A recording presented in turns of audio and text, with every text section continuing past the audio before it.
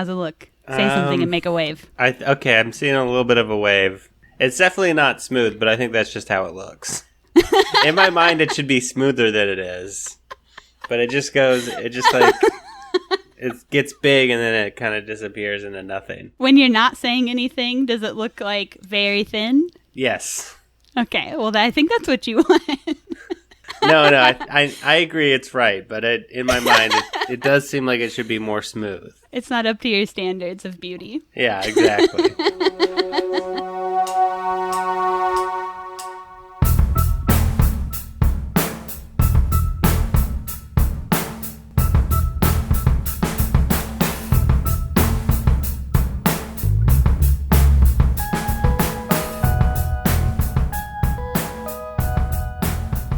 Hi friends, and welcome to Screen Vomit, the only movie podcast for normal people. I'm of course your host Kayla, and I do have a guest with me today, but before I get to that, if you like the show, you can follow me online everywhere at Screen Vomit, Instagram, all the crap. I have gorgeous shirts for sale. If you like it, also please think about leaving me a rating and review on Apple Podcasts or Spotify. Those are just really nice things to do, or just share the podcast.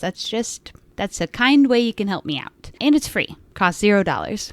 All right, so my guest today is comedian, podcaster, Twitch streamer, gamer extraordinaire, Rodney Berry. You know him from the American Arts and Culture Review podcast. I've had his podcast host Clay Tatum on before. That was a great episode for Inherent Vice. This is a great episode with Rod. In the podcast, we also talk about a related movie to this film that we discuss, Broker, which isn't technically out yet. It's still kind of doing festivals, but I did get a chance to see it since we recorded this episode, and I gotta say, it rocks so much. Cried my damn eyes out in the theater.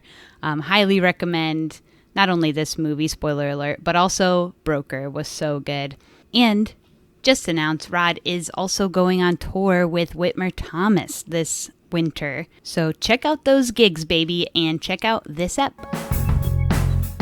All right, we're in the pod. What's up, Rod? Absolutely. I'm chilling here in my room that I probably should have cleaned before I did this. That's all right. Nobody's going to know. This audio only. They can't hear the dust crawling around. I know, but you imagine if they could. You can see it, and I'm embarrassed now. You're shy now? Yeah, now I'm shy. Aw.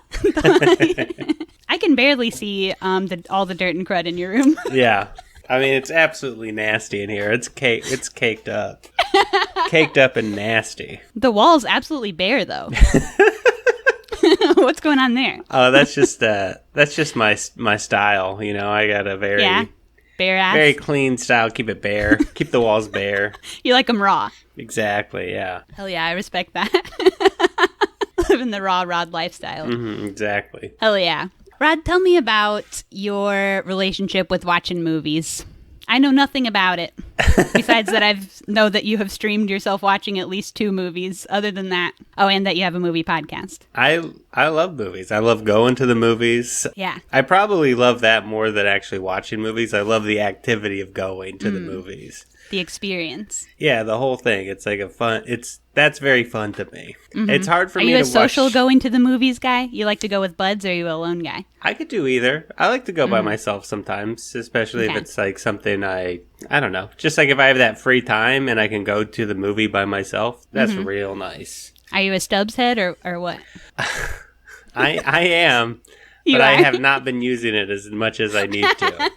I'll tell you what, I just canceled mine. And that might be controversial. I don't know. No, I think that's appropriate. I mean, the shit keeps going up. It was getting to like $22 a month or something. Yeah.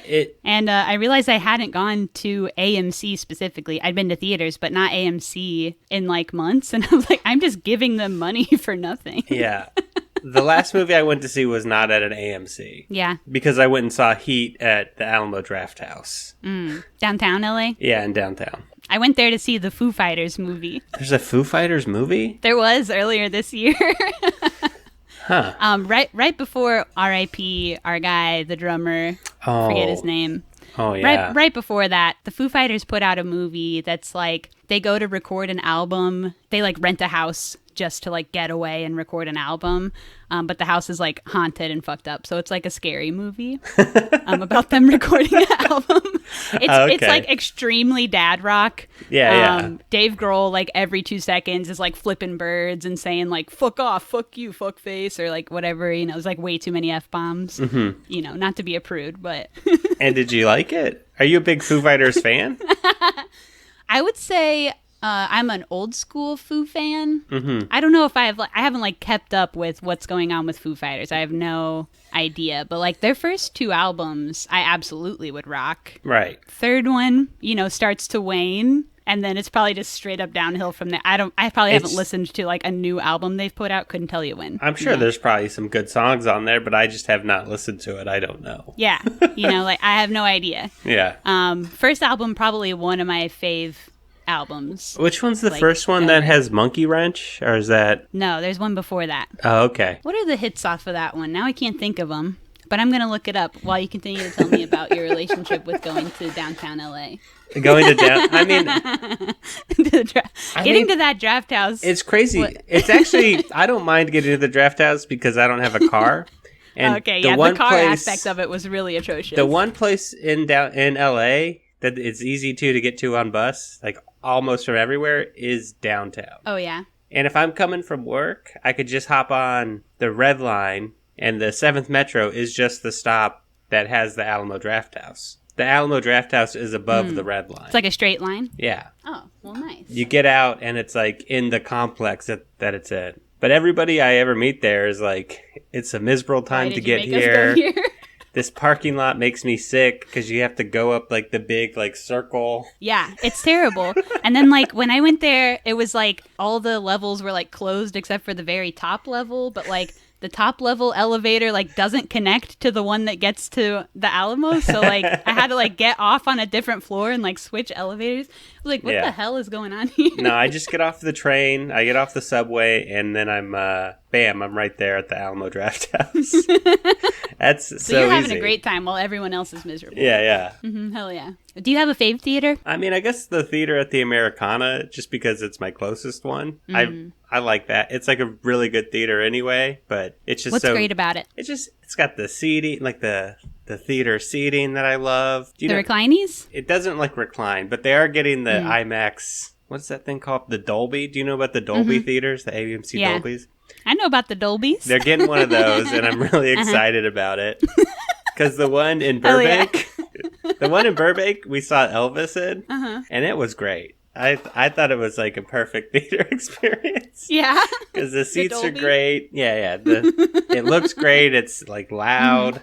I mean, but I don't know. My favorite theater of all time. Let me think. Have you ever traveled to a different like state or something and gone to a theater? Or are you just around your area? I mean, I'm a California boy, so I've never really been. I don't think I've ever been to a theater out of state. It's like not a vacation activity to see a movie. A lot of people don't think about it, I think. Normal heads, they're going, I'm going on a trip. I'm like going to do activities. I'm going to go like to a theme park or like, I don't know what activities what do normal people do? Go to museums. Yeah. But I don't know. I also I don't really go out of state all that often. So I don't really. Yeah.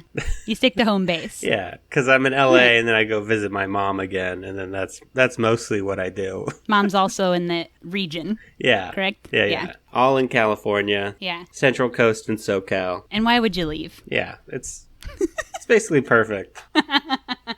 That's the place people want to go. Yeah, most of the time. I pulled up Foo Fighters' first album. I think the hits on it were "I'll Stick Around" and "Big Me." Oh, okay. Do you know those songs? I thought I would have, but I don't know. I can't think of them off the top of my head. I think is "Big Me" might be the one where they had the. No, is it? Oh fuck! Now I can't. I don't know anything anymore. So I guess I really know the second album. That's the one I know. Yeah.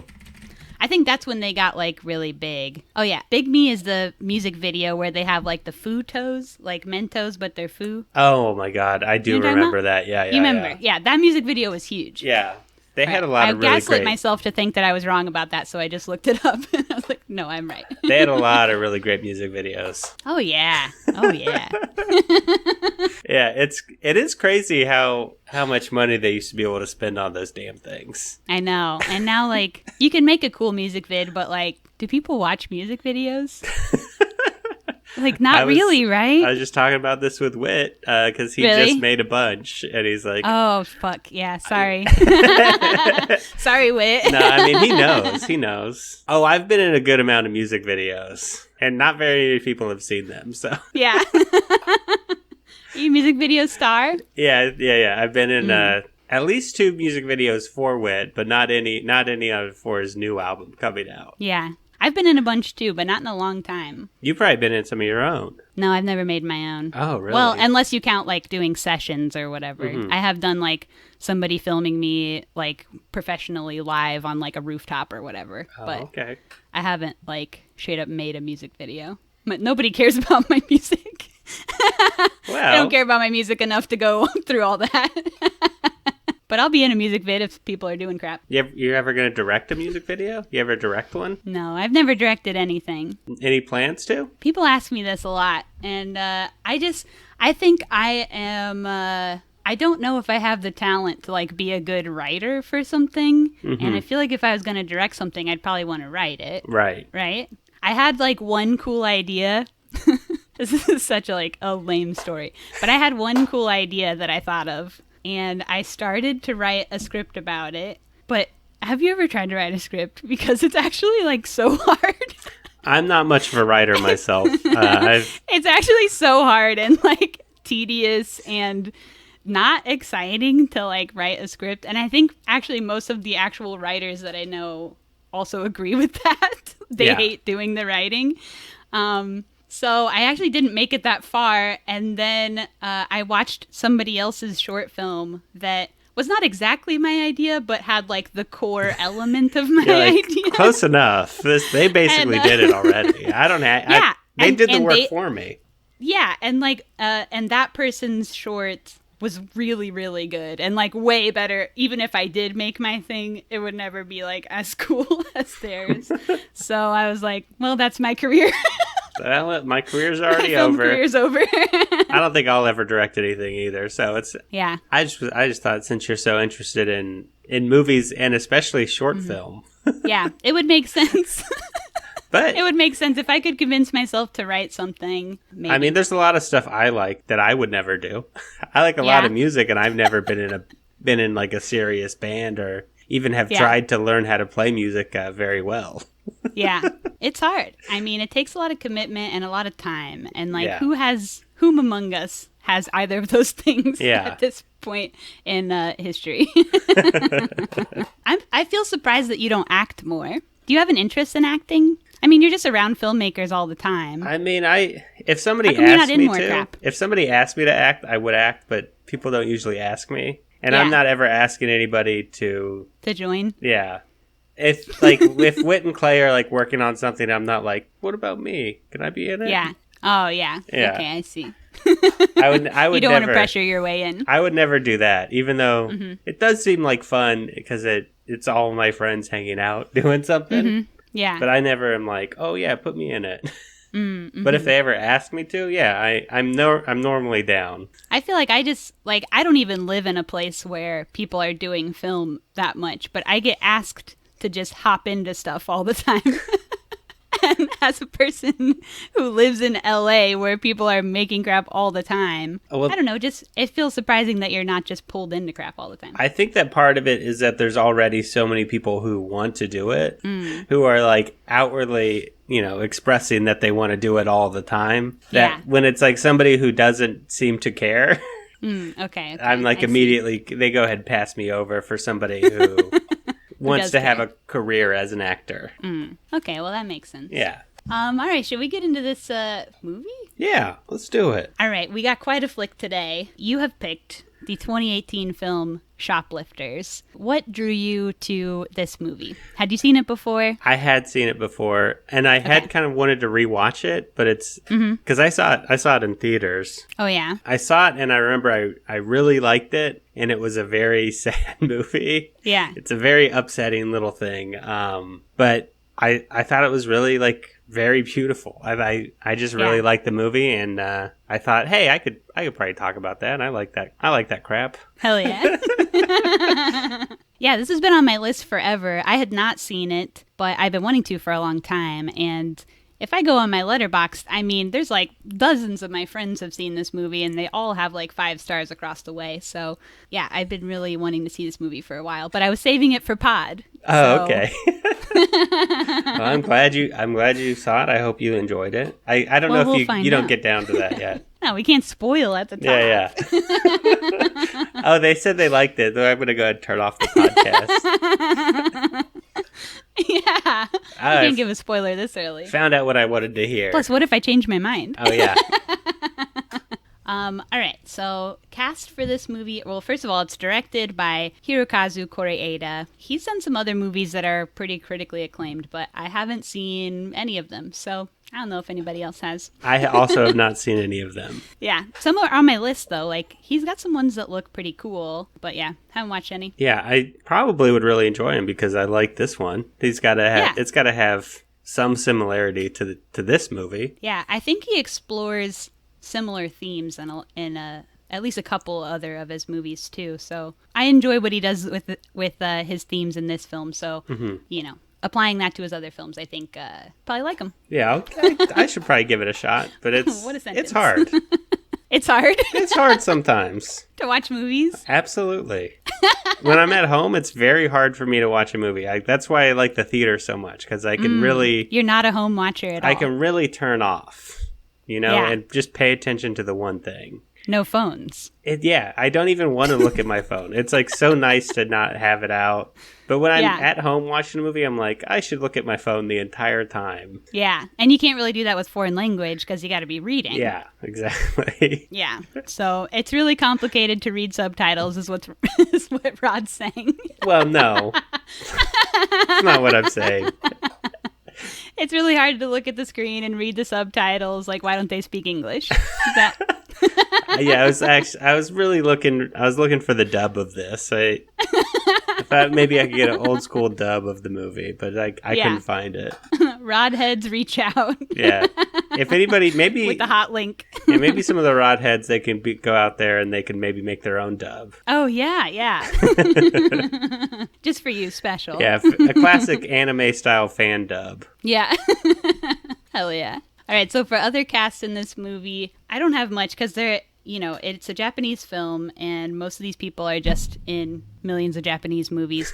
But 2 of these actors are in one movie that I've heard of called Love Exposure, which is a Sion Sono movie. Pal of the pod, Johnny Look, a very cool filmmaker. Watch his crap if you haven't. Anyway, he recommended that movie to me a long time ago, and I haven't watched it yet. But Sion Sono is a filmmaker that I really like, and I've seen a bunch of other of his movies. So anyway, the person who plays the mom, Sakura Ando, and the person who plays her sister, Mayu Matsuoka, are both in that film. So okay. That's really the only credit I have. Is that 5 minutes of explaining what this movie is? Yeah. But I don't know. There's a credit for you. It is hard because I don't watch a ton of Japanese movies. Because, only a handful because of the them. Subtitle. Yeah, because of the subtitles. Because only some of them, come out in any kind of major way in the United States, So if you're only hitting movies that are in theaters or that are like something you would naturally hear of, you're never digging for films. Would you say? Typically, no. Yeah. I'm the opposite. Uh-huh. I think a film, it's very rewarding to have gone through great lengths to come across a link to a film that I can watch after having dug through like pages of random shit on the internet or like harassed strangers for links or stuff like that. I think it's just more rewarding to watch a film that way. So that's kind of more my vibe. Oh, to me, my favorite way to watch a film. I'm sitting in that big movie theater seat. Yeah. With a big old soda and a big old popcorn. Hell yeah.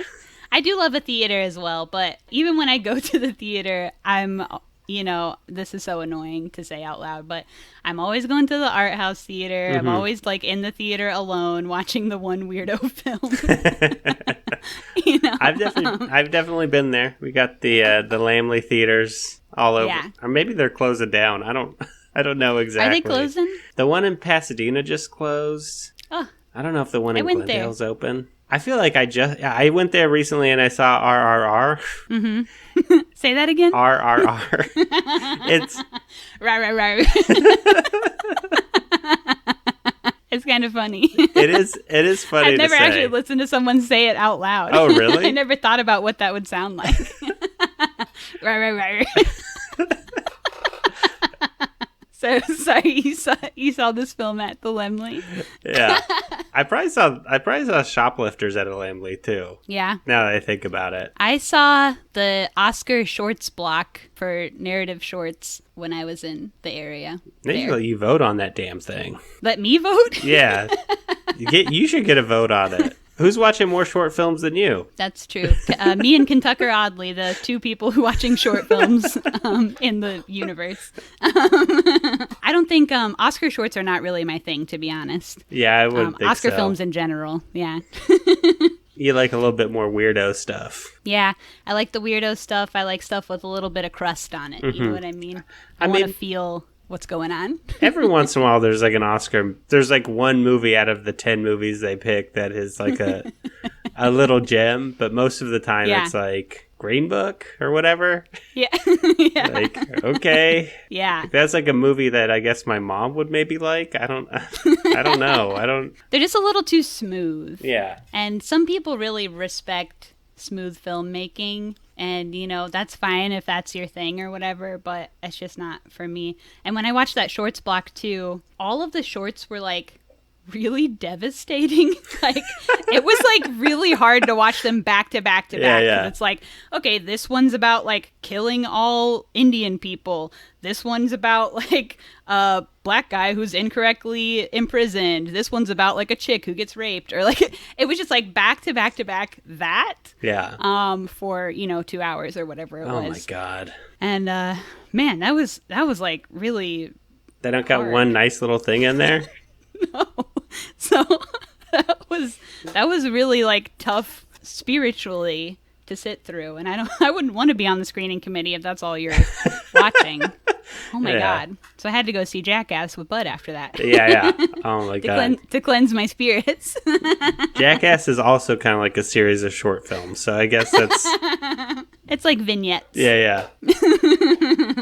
Yeah, it's actually art. I feel like it has gotten... I feel like people have turned on Jackass, and now it is great art. It's like has like transformed over the 25 years into now we take Jackass seriously. Wow, we're already extremely derailed on the combo. I love it though. All right, critic scores on this movie are amazing. 99% on Rotten Tomatoes. 93% of Google users got this with a thumbs up.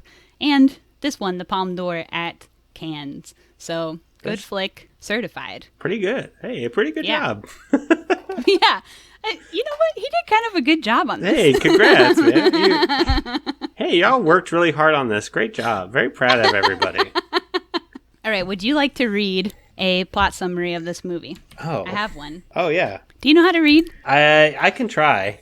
We talked about how you struggle with the reading of the subtitles. I'm going to do my best. I'll sound out some of the words. Is it because you don't know how? I'll sound out some of these words. We'll see how far I can get. Can you do any cool accents for while you read the trailer? Oh, I'm not an accent. I have no idea how to do any accent. Not even one? No, I don't. You do like Southern or British, like one of the easy ones? I could maybe do Southern. I definitely can't do British. But I'm just gonna do my best. I'm gonna focus, and I'm gonna do my best and try and read this. All right, here it comes. After one of their shoplifting sessions, Osamu and his son come across a little girl in the freezing cold. At first reluctant to shelter the girl, Osamu's wife agrees to take care of her after learning of the hardship she faces. Although the family is poor, barely making enough money to survive through petty crime, they seem to live happily together until an unforeseen incident reveals hidden secrets, testing the bonds that unite them. Okay, you did a pretty good job. Yeah. I've done it before. We got a few chuckles in. Yeah, You've done it before. I've read before. And it shows. There used to be somebody in my Twitch chat who would always tell me that I was illiterate, ask me if I was illiterate, because I'm playing a video game and I'm reading like a chat box that's like coming up and people are talking to me and I'm trying to, and like You're sometimes trying to play and read. Yeah, and sometimes I'll skip like a word or whatever as it's like scrolling through. And he would like be like, "Are you illiterate?" And I'm like, why are you being mean to me? Yeah, coming on your stream, walking into your house and being rude. I'm reading 200 messages. I don't know what you want from me. The chat is just flying by because you have so many followers. Who can keep, It's like not even, but I'm like, I'm playing a video game. It's in the corner of my eye. Sorry to bring up a sensitive issue. Oh, it's okay.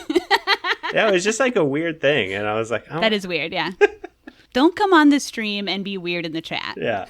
Don't tell me be I'm normal illiterate. or horny. The only thing that Rod's followers are allowed to be. They can either be normal or horny, and they're mostly horny. But not both. Yeah. Hell yeah. All right, so getting into this movie. Oh, man, we got a ways to go. A lot happens in this thing. A lot happens, but also some of the details don't exactly matter. Yeah. I mean, because it's more about the emotions and, etc., relationships. All right, so just setting it up. You kind of read this in the synopsis thing, but kind of opens with what you would assume are a father and son in a store doing crimes. And I think they're not even that incognito about it. In fact, I think they're kind of sus. I kind of wonder in this world, like, are there cameras? Absolutely, the little boy is so sus. They're sus as hell. How are they never caught? We don't know. Yeah. Absolutely sus as hell. But they are doing crimes, and that rocks. This is a pro-crime podcast. That's why I'm allowed to have Rod on. And but they're very cute doing their little crimes. And the movie in general, just like looking at it at the beginning, opening up, is just gorgeous. Like the whole world just looks gorgeous. Would you agree? Oh, absolutely. It looks great. It's just like a really well put together thing. It's shot on 35 millimeter film, so it has that like warm depth. Although they say many times how cold it is in their spot of town, but beautiful to look at. Yeah. And everything's really busy. Like all the scenes are, the scenery is busy. There's lots of crap to look at. A lot of crap to look at. A lot of stuff going on. Mm-hmm. It is definitely a very beautiful movie. It's like, so everything feels like very put together. And maybe it's just because like little small areas of Japan like that look better than places in the United States. Yeah. And that's true. I think that's really true. Now, one of my good friends just moved to Japan, and they've been posting pictures all the time on Instagram, and it is just straight up gorgeous. So everything is gorgeous. It's like there's like a little shop that has like a million little things, and it looks everything looks like so curated and perfect. Mm-hmm. But somehow it's like it has to be curated, but it's somehow like effortless too. Like and there's just kind of crap everywhere, but it's still like structured in some way. I don't know. There's just something about it. I think it's like as opposed to like an American like supermarket or something where everything is like feels like very precise, and everything is like even like a little liquor store in the United States is like kind of an ugly building. Yeah, kind of ugly ass. Yeah, just like built 20 years ago or whatever that just looks exactly like every other liquor store anywhere in the world. Like anywhere in the United States, they all look exactly the same. Yeah. But these all kind of have comforting and deranged at the same time. Like even like they there's like a little shop that they go to that's like just like a tiny, feels like it's like a doorway kind of shop. Yeah, basically. Mm-hmm. And it like has like a little bodega or has something. Like so much stuff. And it just looks like very beautiful, and it looks like maybe this man has worked there his entire life or whatever. Yeah, and it looks like you could just be looking through the stuff there. Yeah. And go there 100 times and still find new stuff that you didn't see before because there's so much stuff just crammed on top of stuff. Yeah. All right, so when they are walking home from this store where they did crimes, they find a little girl outside in the cold.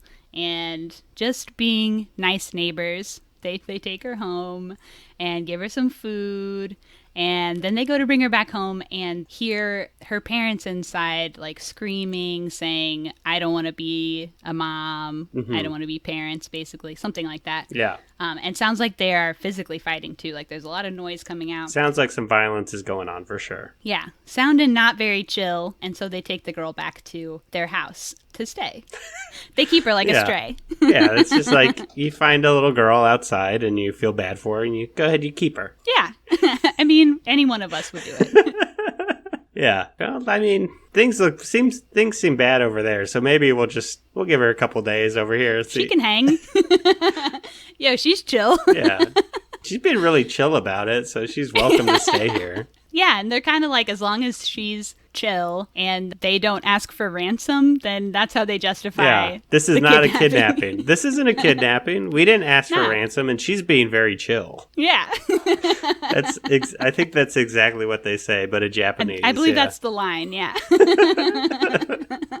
So kind of at the beginning, there are a lot of similarities, I think, between this and Parasite. Yeah, I think so. I think it's kind of very similar in like the starting structure, at least. Like, these are like clearly like poverty level working class people.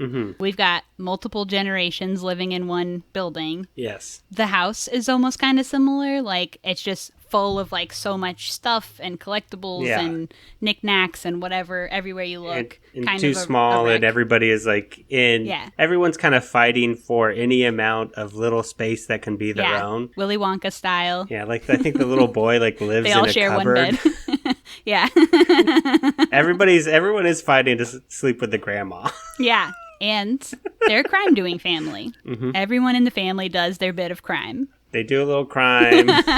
In these ways, the setup of this movie is similar to Parasite. Yeah. Although this came out before Parasite, I believe. A year before. Oh, okay. I feel like I saw them really close together. Does that make sense? Would you say a year apart? Maybe. It doesn't seem like it was a year apart, but it... Well, maybe with like... it could have just been like... I don't know what the like actual theatrical release date was. You know what? Because this did Cannes in May. I do know that. So it probably... You know what? It probably did come out similar time because Parasite came out around Christmas. Yeah. I mean, so if it did Cannes, then it probably didn't really come out into theaters until a good deal after that. Yeah. Those movies usually, depending on their deal, start coming out around like September to December. So, you know what? It might have been in theaters about the same time. Yeah. That's interesting. But I do think I saw them like basically like back to back. This was like when 2018 we were just going to movies so much. It was a different time. I mean like I was too, though. 2022 has not caught up to how many movies I used to go see. Oh, no. I was blowing up that Stubbs Pass in 2018. Yeah. Or when I had a movie pass before that. Yeah. When was Movie Pass? Was that also 2018? Or was that earlier? Could have been 2018. That seems about right. I don't know. But Movie Pass didn't have a limit, right? Yeah, Movie Pass, you could just go anytime you wanted, I think. Go as many times as you wanted. Once a day. You only go see a movie one time a day, and you're like, yeah, that's right. Got it. But yeah, even with Stubbs, like, Stubbs limit is like 3 times a week or something. Yeah. I was going so often that I would hit the 3 times and like then I just have to pay for tickets. Like I was going enough that I was still like going 4 or 5 times in a week. I would love to go that much. That's kind of fucked up, actually. I would love to go 3 times a week. That would be so cool. If I could go see a new movie on Friday and then, throughout the rest, because it starts on Friday, right? Depending on where you live, sometimes Thursday. Like I used to live in the Chicago area and we'd always get the new ones on Thursday. Okay. I mean, it would just be so nice to be able to use my 3 movies every week. Like an absolute freak, I think. It was fun. It's like I found a lot of cool movies that way because I'd just be like, what is playing? This title looks cool. Never heard of it. It's free. I don't give a fuck. Let's go. I mean, it works. Yeah. And if you ever hit an AMC Classic, so my ex's family lived like way out in the middle of nowhere and they had an AMC Classic out there. And at the Classics, you can buy a popcorn bucket, like a big old plastic bucket that they refill for $5. Oh, holy shit. You bring it back? Yeah, you bring it back, and any AMC will honor the $5 refill of this big-ass bucket of popcorn. I gotta assume popcorn is basically free, right? Like, that's... Essentially, yeah, I think it is. I really think, like, it is basically free. Like, I think they spend, like, 20 cents. Yeah. Or one of those, like, that. big things of popcorn. Like, when you fill up the entire thing, that's, like, 20 cents. Yeah. Gotta be like that.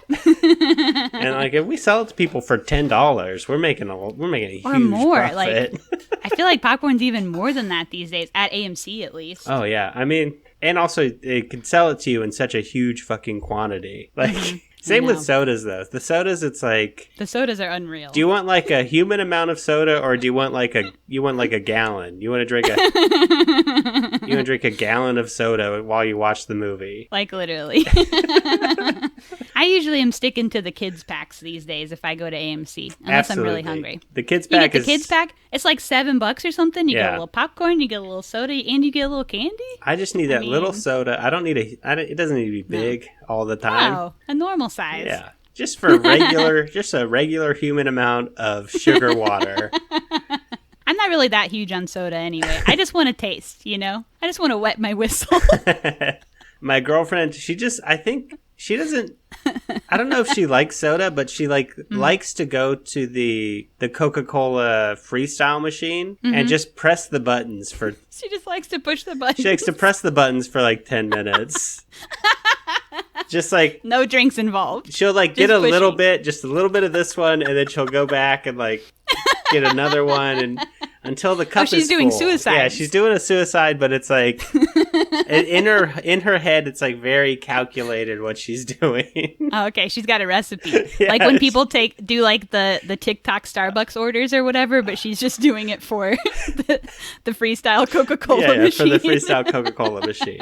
I'll have a shot of this, no sugar of that, 3 of these syrups, etc. Like, okay, and it's okay. These ones are just juices, so a little bit of each of the juices. Are there juices on this? Yeah, they have like some juices on there, and then they also have like sparkling water. She's like, okay. Which sparkling water? I don't know what brand it is, but like get some of the sparkling water, and then maybe a splash of like soda or whatever. Have you tasted the concoction? No, I don't need that. I just want. You're not even curious what it tastes like? No, I just want Coca-Cola. What is it? Is it orange vanilla? Is that the one? Is that what you get? I think that's the one I get. Yeah. Creamsicle Coca-Cola. It's perfect. That's. I don't think I've had that. There was like a time when you could buy it bottled. Oh, yeah? And I was like, damn, this is actually really good. I'm really into Cherry Coke, I think. Oh, okay. Cherry Coke is good. I didn't drink soda for like, since I was like in middle school until like 4 years ago. And I'm 33. So I didn't drink soda at all for a really long time. And then I started drinking it when I started going to the movies all the time. But I was usually going, when I started going to the movies all the time, I was going with my ex, and they would never let me get a Cherry Coke. So we always had to get the soda that they liked, which is Mr. Pibb. So, and I would only... They're rude. Okay, it's all right. We're broke up now. Okay. All right. I could have a Cherry Coke on my birthday. Oh, wow.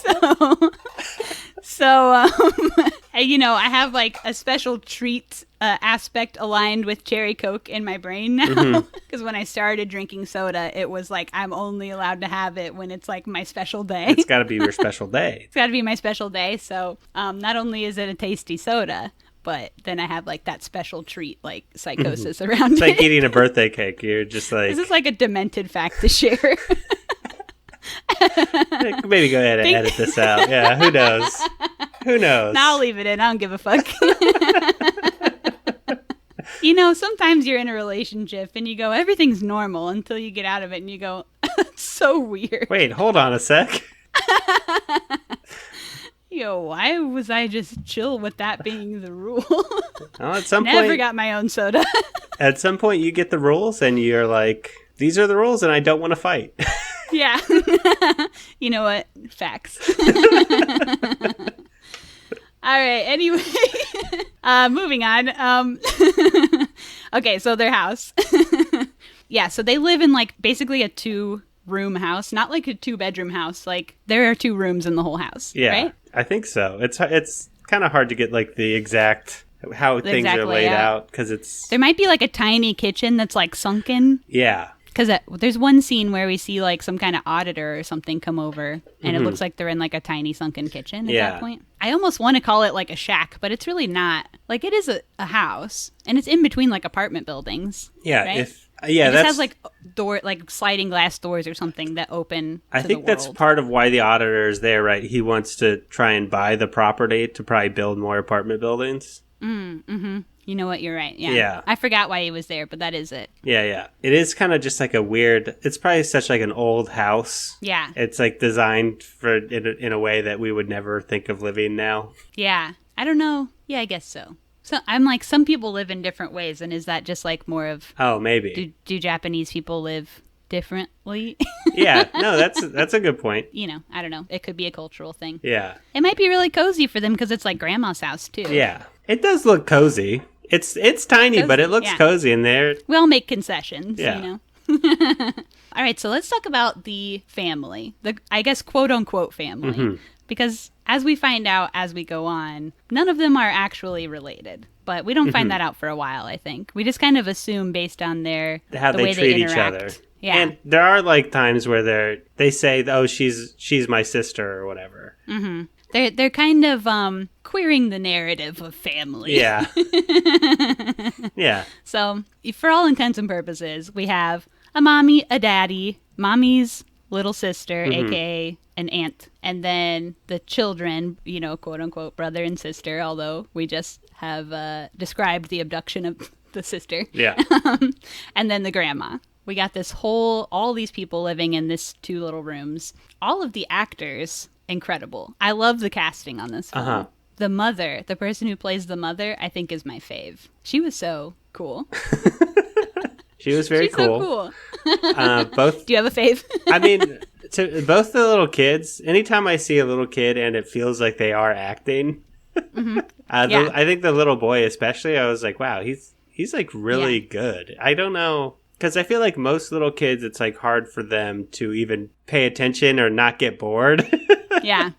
When they're doing something. And it's like, I guess that happens even like in American movies. It's just like when a little kid is able to act, it's like, it's almost like fascinating, and they're basically a movie star, like immediately. Yeah.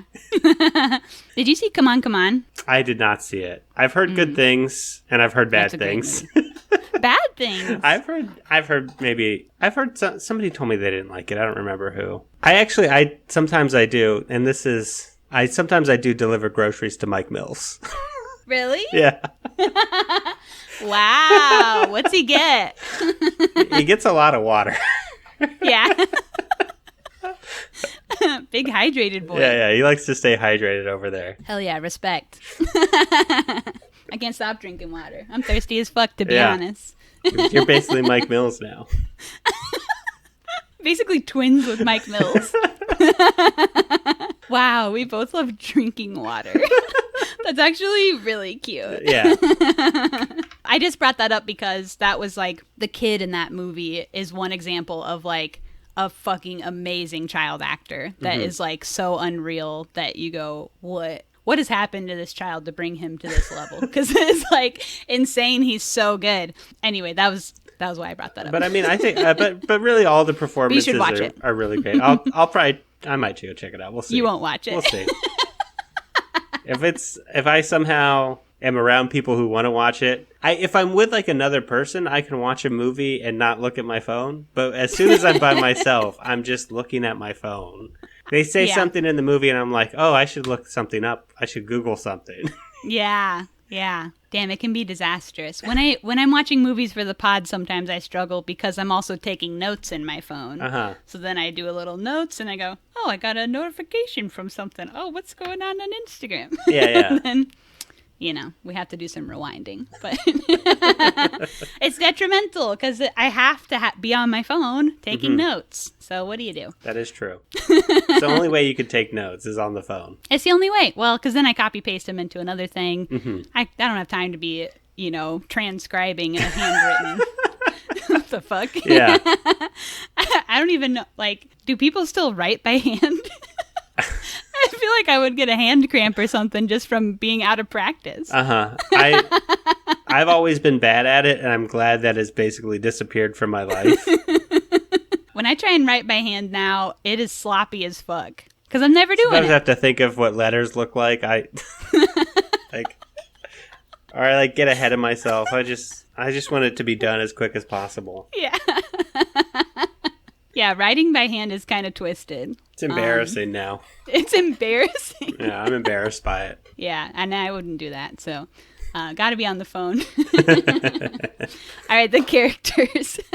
Just a little bit of character from each of them. The mommy's like a laundry lady, but all the other laundry ladies are sus of her. Is she doing crimes? What does she do? Oh, when she's doing the laundry, she steals things out of the pockets. Is that illegal? I don't know. Who can say? She didn't ask for ransom for the pocket change, so. Yeah, she didn't. I think she stole a watch or something. It's not stealing. But she did show her friend that she was doing it. Mm-hmm. She has her one friend. And they have worker solidarity. Yeah. So if you're going to be doing work crimes, you got to have coworkers who are going to support your effort to do work crimes and steal from the workplace. I also think it's fine if someone left something in their clothes that they brought to be washed. That's yours. Yeah. Unless it's maybe their wallet. That's their problem. Yeah. Who knows? It could have been lost in the dryer. Like, we're losing socks all the time. Like, what's the difference? You lost it at home when you brought it here. So it's actually not a crime at all. Yeah. And she's innocent. I'm actually fine with it. Mommy innocent. Yeah, not a big deal. The daddy, I forget what he did, but he got laid off anyway pretty early in the movie due to breaking his ankle. I thought that maybe he didn't actually break his ankle. He just put a big show of it. Oh, and really? he was trying to get on unemployment as quickly as he possibly could. You know what? That would make a lot of sense because he doesn't really hobble the rest of the movie or anything. Never occurred to me to keep track of what was going on with the ankle. I think it was just a scheme. I think that's all part of a big scheme to get on unemployment. Okay. See, you're watching this a little better than me already. Well, there's one scene where he inflates a plastic bag and he's hitting it like a soccer ball, where he's just walking normally. And you're yeah. I'm basically positive that they were just trying to get on unemployment or disability or something. Yeah. Yeah, that would make sense, I guess. As far as their scamming goes. Yeah. Then we have Mommy's little sister doing sex work at a fetish club, honking off and dancing in front of a mirror for fellas. Yeah, no fingers under the panties, only over the panties. They say that, but isn't there glass between them? Yeah, there is. I don't know what that was. No, I think it's their they fingers. Mean their own fingers? Yeah. Okay. It could be very sexual, but it can't get that sexual. You can't do We're not that type of joint. Yeah, We just want you to put on your little schoolgirl outfit and your little slinky panties and do stuff over them. Show your butt and cleavage. It's a strange... What's the line here? Softcore only, I guess. Just the softest core. And then we've got Grandma, who, I love Grandma. She'd be slurping on food. She loves to slurp. She loves to have an old wives' remedy for everything. Yeah. She makes the little girl lick some salt to cure her. To not wet the bed, yeah. She has all these little home remedies or whatever for stuff. She is basically the main breadwinner of the house just from her pension. Yeah, she gets her ex-husband's pension, right? Is that what it is? I think it was unclear because I thought she had a pension, but then I read stuff that was maybe she doesn't have a pension and she's just getting that money from her ex-husband on the sly when she goes to visit the family. Oh, I was thinking that she maybe they never got divorced and she still gets the pension from her ex-husband because she would be she would have been a dependent. I don't know what exactly culturally it would have been if you were on Social Security. Do women now. have jobs with pensions? You're saying women can't have jobs with pensions? No, I just don't know what it's like in Japan, or because if you were drawing Social Security, women in the workforce, no, thank you. I'm talking specifically older. The older ladies. I don't know what the culture is for work bed. Older ladies, shout out. Like, in the 50s or whatever, the 50s and 60s. DM me, do you have a pension? Yes or no? When women wouldn't work in America, they'd just get their husbands' pensions when they died. Otherwise, they'd have absolutely no money. Yeah, because women can't make money. Mm-hmm. Well, famously. But they say she makes 60,000 yen a month, which I looked up is $450. So I don't know, like, what things cost over there. Do they cost the same amount of money as here, even though it's like a different kind of money? But $450 is not a lot. There's a time when I was really into the idea of finding a tiny apartment. Yeah. Which they don't really have in LA. But in Japan, they have tiny apartments, and they're like $600 a month in like Tokyo or whatever. Yeah. And that's for like just like a room with a little shower. Yeah. Just like a tiny, like the little pod houses. They're not like pod houses. It's just like maybe like 250 square feet or something. Just like a little tiny room. It probably has like a window and maybe like a loft area. Mm-hmm. But it's for 600. Real tiny. If I could live in that in LA, I probably would. Yeah. If I could find a place. Seeing those, I always get like on my YouTube suggested, like the tiniest apartments available in Japan that are like you can't even turn around in a circle because there's like literally just no floor space. Like the floor is literally big enough for just your 2 feet to fit in, and then everything else is covered with either a bed or something else. Literally the world's tiniest apartments. I always get that shit on my YouTube. Oh, okay. I don't know what happened, but I love that shit. It's interesting, but I don't know how people like psychologically live in these spaces. I lived in a tiny home for a little bit. Oh, okay. In Illinois. How big was that? I don't know like exactly the square footage, I guess, but my bedroom was like 8 feet by 8 feet. So like basically my bed touched 3 walls. And the bathroom, the shower was the smallest stall you could possibly find. There was no floor space, no counter space. You couldn't have the door open and be on the toilet at the same time. And even like the kitchen had like a mini stove and a mini refrigerator. So like they weren't full-size appliances. There wasn't even enough room for a couch. Like the living room wasn't even big enough to literally put a couch in. I had a love seat, and that took up the whole wall of the living room. So just my love seat and one of those little 6-cube things with a TV on it. And that was all I could fit in my living room. And only one closet in the house, and that was in the living room. Damn. So I couldn't have a dresser or anything. Like there just was no room for like. And did you hate it or did you like it? It was fine for a while, but you do kind of lose your mind being in a space that like you have to kind of scoot sideways through. Like there was no space where I could just like walk in a straight line. You're just like scooting sideways around the house at all times. Yeah, that does. Was it like was it in a city, or was it like outside in like the suburbs or something? Well, it was in the suburbs of Chicago, but it was in a city. Mm-hmm. So, and it was like close to downtown of that city. Oh, okay. Like downtown was basically like across the. Because I figure if you could do it and you could like be somewhere where you could mostly just be out of your apartment all the time. Yeah. Like, I would just be like, in a coffee shop or whatever, or doing other things. Try and not be there the entire time. And just go there to sleep. Being in the house wasn't like that enjoyable, which is, part of why I was at the movies all the time. Makes sense. Yeah, I get that. But also when we were at the house, you could hear everything the neighbors were doing. Oh. There was just a lot of like neighbor interactions happening too. Anyway, wouldn't recommend it, tiny homes. Okay. How did we get here? We're an hour in and we sorry. have not even started. No, it's okay. Sorry for you. I'm messing up. You're not messing up. I just don't want you to get tired of being on my podcast when we're here for 3 hours. I don't care, personally. But I try to be respectful. It doesn't always work out, but I do try.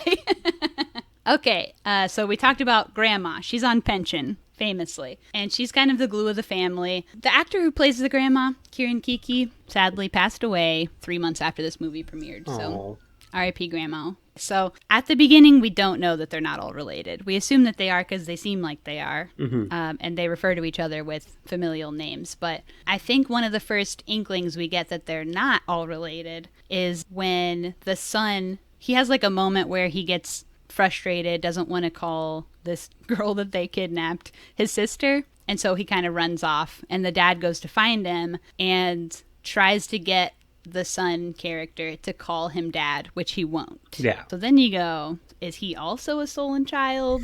Yeah. This is interesting. What's happening? What's here? going? That's kind of weird. Okay.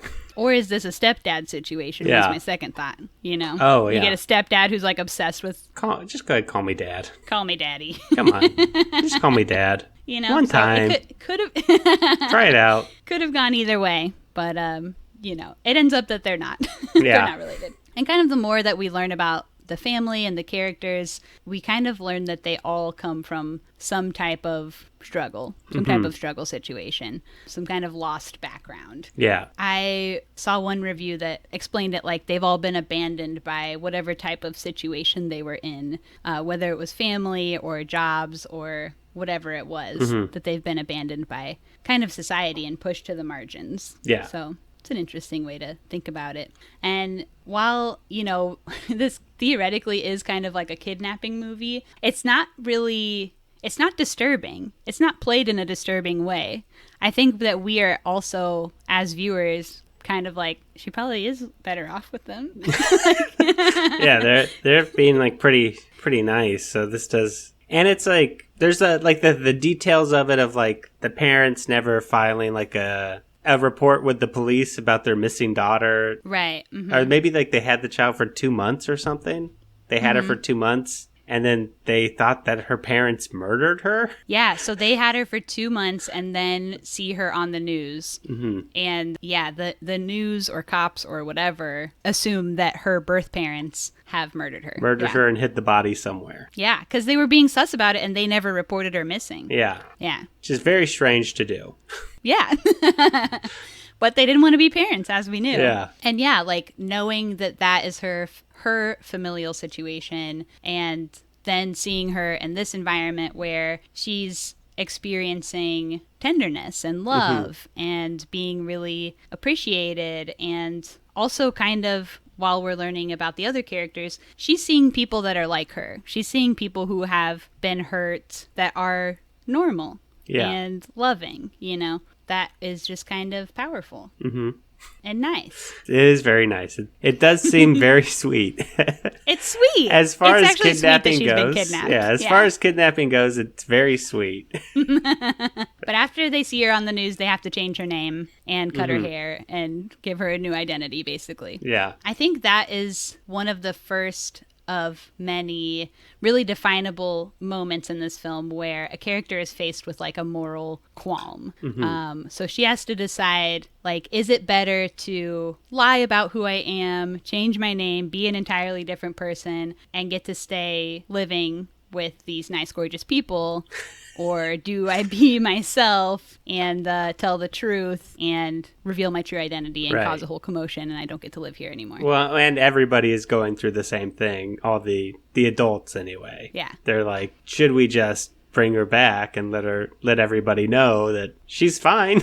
Don't throw these people in jail, I guess. Or maybe do throw them in jail because they're still bad. I don't think they end up in jail, but they should. Yeah. Because they are baddies. I mean, they're not, maybe just I don't know, maybe not take away the daughter either. It's just a little bit of jail. I mean, the whole thing is very complicated because it is.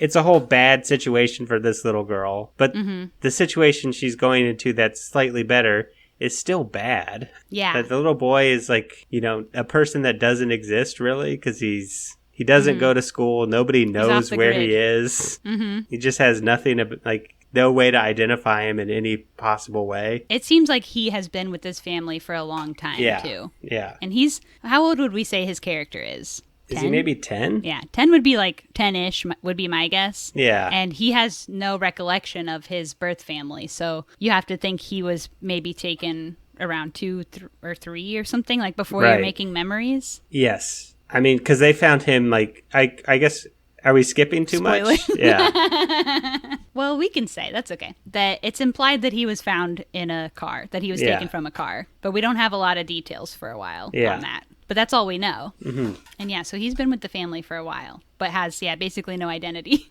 Yeah, it's weird to think about, but that is like a big, that's part of it, is that he just kind of, he was kidnapped as a child and has no papers about who he is or any even idea, like, where he could possibly be from. Yeah, but he's taken care of in this family. Yeah. He has a good time romping around and shoplifting. I do think, I do believe that children should probably go to school, at least a little bit.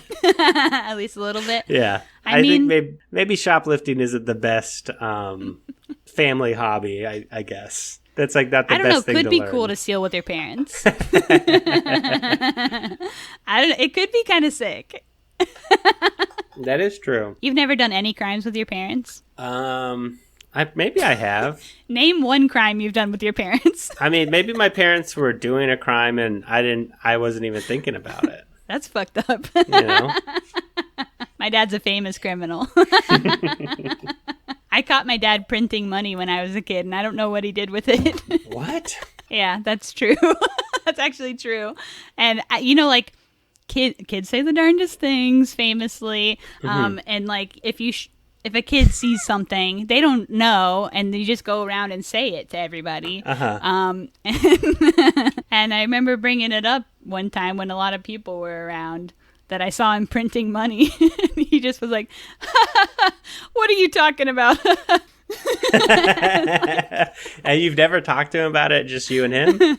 No. Well, he famously went to prison when I was 15. And I've never talked to him again, so okay. That's all right. So we didn't really have like a lot of time for like these heart-to-hearts about his crimes or whatever. Yeah.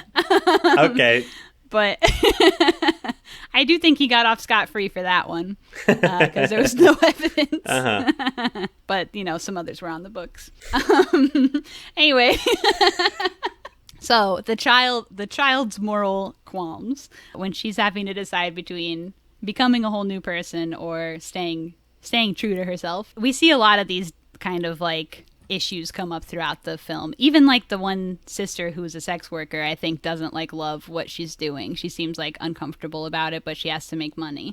But I think they're kind of more impactful, the ones that hit the kids, so when we see the girl like struggling to create a new name for herself, I think that's a little more intense than anything we see happen with the groans. Oh yeah, I mean, it's also when the adults make the decision, it's like they're making an adult decision. This is a child. This is not something that a child should be doing. Yeah, somebody should be protecting the child from having to make a decision like this. Right. And it's not going to be her kidnappers. Yeah, and like her kidnappers are like, I mean, they also are like, should we just give her back? Like. Maybe we'll just... But they love her. Yeah, and they do care about her, and it is kind of like... They like their weird little family. Yeah, we don't want to end our weird little family. Yeah. We're just getting settled in. Yeah, we're just really starting to enjoy it. It's like you pick up a stray cat, and you fall in love with the cat. Do you give it back when you've... If you find out that it's actually someone else's? Yeah. You probably should, but will you? You know what? Now that I say that, I had a cat once that was my neighbor's cat, and he started running into my house when I got home. If I opened the door, he would just bolt into my house. And I knew that next door neighbor had like 2 really mean, nasty dogs that they left chained up all the time and would like bark and be ferocious towards everybody who walked past them. Right. And I imagine this cat didn't love living there, which is probably why he started running into my house. And I did for a while, like, I would open back up the door and I'd be like, do you want to go back, outside? Do what you want. Eventually, yeah, it's up to you. I have no part in this. You choose where you live, etc. And, he did stop going out of the house. He just wanted to stay. It's like, I like it here, actually. This is fine. And I kept him. And we were in love. That was my favorite cat. Wow. Stole your neighbor's cat. I have him tattooed on me now. That's cute. I did it. I stole my neighbor's cat. So you really relate to the movie. I didn't really think about that until I just made that cat analogy. But yeah, I guess I relate because I had a moral qualm. Do I give the cat back to my neighbor who I know has a shitty dog and they probably treat this cat like shit? Or do I keep this cat because it's the sweetest cat I've ever met and we're soulmates and he loves me too? And he wants to be here and I'm not asking for ransom. I'm not asking for ransom. And he seems like he wants to be here. I'll leave the door open. He doesn't want to leave. He don't want to leave. But I'll tell you, that cat did hate dogs. Absolutely. Oh, really?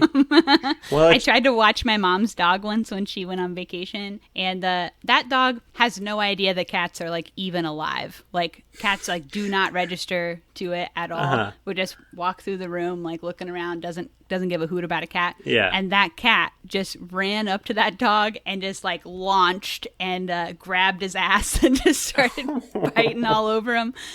He hated dogs. Well, the dog did nothing to him.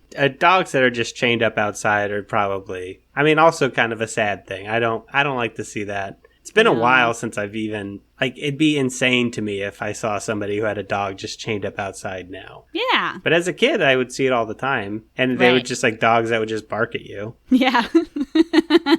The conversation around leaving dogs chained up outside has kind of changed. Yeah. Right? Socially. Oh, absolutely. I couldn't even imagine. And now people, people just expect that their dogs can just go with them everywhere. I think we've we've gone to a different extreme. Like dogs being chained up outside to like now dogs being too inside. Dogs are like you put your dog like in a stroller and you push it around inside a grocery store. Like maybe that's too far. Outside. Maybe like just you could tie up the dog for 15 minutes or whatever. But you can't leave them in a car anymore either. Maybe people leave the dog at windows. Leave the dog at home. Dog doesn't need to go everywhere. Yeah, true. Get the boy a crate. Yeah. If he's a troublesome. Okay, where are we here? The grandma going to the house of her ex-husband. Oh, her ex-husband's kids that aren't related to her? Yeah, it's like, my understanding is her husband left her for another woman, maybe? Yes. And had other children, so a whole second family, and then died. And so she goes there to, like, sit at a, what are those things? Like a shrine? Yeah. To quote-unquote mourn. We later find out she's there for nefarious purposes, but but she's like, because she's like a little old lady, you know, she looks all pitiful and she's like, oh, I just want to say goodbye to my husband or whatever. And they let her chill out and then they give her a bunch of money. Yeah. And they do that to her every time she does it, which is maybe, I don't know if it's like a yearly thing or if it's a thing she does every month. Yeah, they don't say with what frequency, but they do. The wife of the guy who is the kid of the husband. Wow. The wife of the guy who's the kid of the husband. This makes sense. She does be saying like, "Ugh, every time she comes here, you're gonna do that." So like, there is an implication that she comes with some sort of regularity, but they don't say like, you know, she's here every day or something. And that's also when we find out that the girl who is the aunt. Yeah. Is their daughter, the family that isn't hers, their daughter. Did you pick up that was her? Because I didn't actually connect that. I think they say until the end of the movie. I think they say her name, and I was like, was that her name, or is that just like a weird coincidence that it's the same name? And they like maybe they show a picture, and it's like I don't know. They did show a picture. But I'm like, well, that could be anyone. Because what happens is they do mention that they have an older daughter, and they say that she is like studying abroad. Yeah. In America, maybe? Is that where they say? Australia. Remember. Australia? Yeah. She's studying abroad in Australia, and she stopped coming home for her holidays. She's just having such a great time studying abroad. It's kind of what they say. And then what Rod figured out, and I did not connect, was that that's actually the aunt the whole time, and she's around the corner living with this grandma. Yeah. Who's doing schemes. Who's scheming? Yeah, doing cons. A con ma. I don't know. Is that anything? Yeah, con ma. That's got a nice ring to it. So I didn't connect that until the end of the movie, though. So maybe I'm stupid. Well, I don't know, because I mean, we could maybe talk about this later, but at the end of the movie, it's like kind of confusing to me when they're talking about her. Yeah. I wish I could remember her name, But the aunt, they're talking about the aunt. I'm so bad with names. Actually, I have it in my notes somewhere. Let's see. What was it? Aki? Aki, yeah. When they're talking about But that's Aki, a fake name. She had another name first. Oh. Right? They talk about how she had to change her name too. Yeah. That's how she relates to like the little girl is because she also had to change her name and she has burns on her arm. Yeah, so like the little girl. When the police are talking to her, they say that, your family knew you were living with your grandma. That's like implied when she's talking. The police are telling her, and that the family was giving the grandma money for her to live with her. I didn't know if that was just like cop trickery though. Yeah. Because they were trying to make it seem like the grandma was bad, so can you just turn on your family because they actually were all scheming against you. Yeah. Because that's kind of the whole thing. This is like getting ahead a little, but once the cops come in is that they're trying to turn all of the family members against each other so that someone will confess to the crimes that have occurred.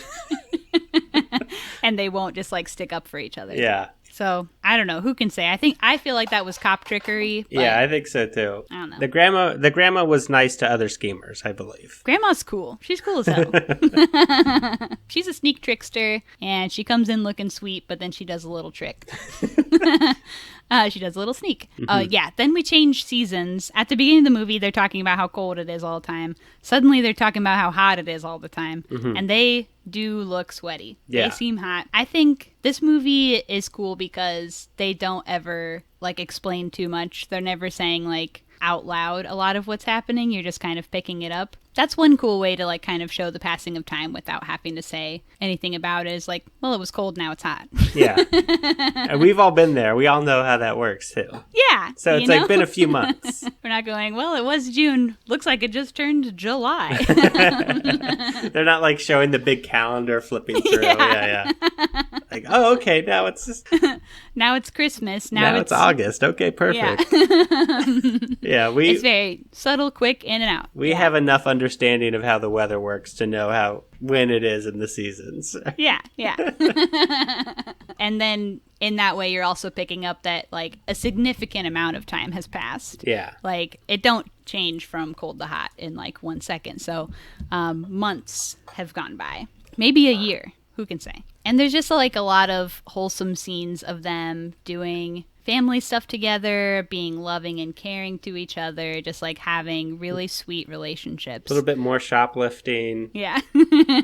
There's like a cute scene of the brother and sister characters collecting cicadas and sticking them to the boy's shirt. This is very cute. That was cute. Do you get cicadas over there? No. Have you ever seen a cicada? Because you don't even travel.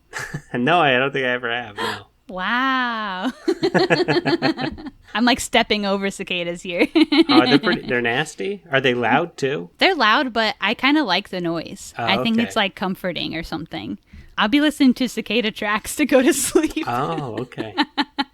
I actually really like the sound. I've never been in one of those places like I've seen online where they like absolutely cover all the trees and stuff. I don't live that far south, but so maybe that might be insane.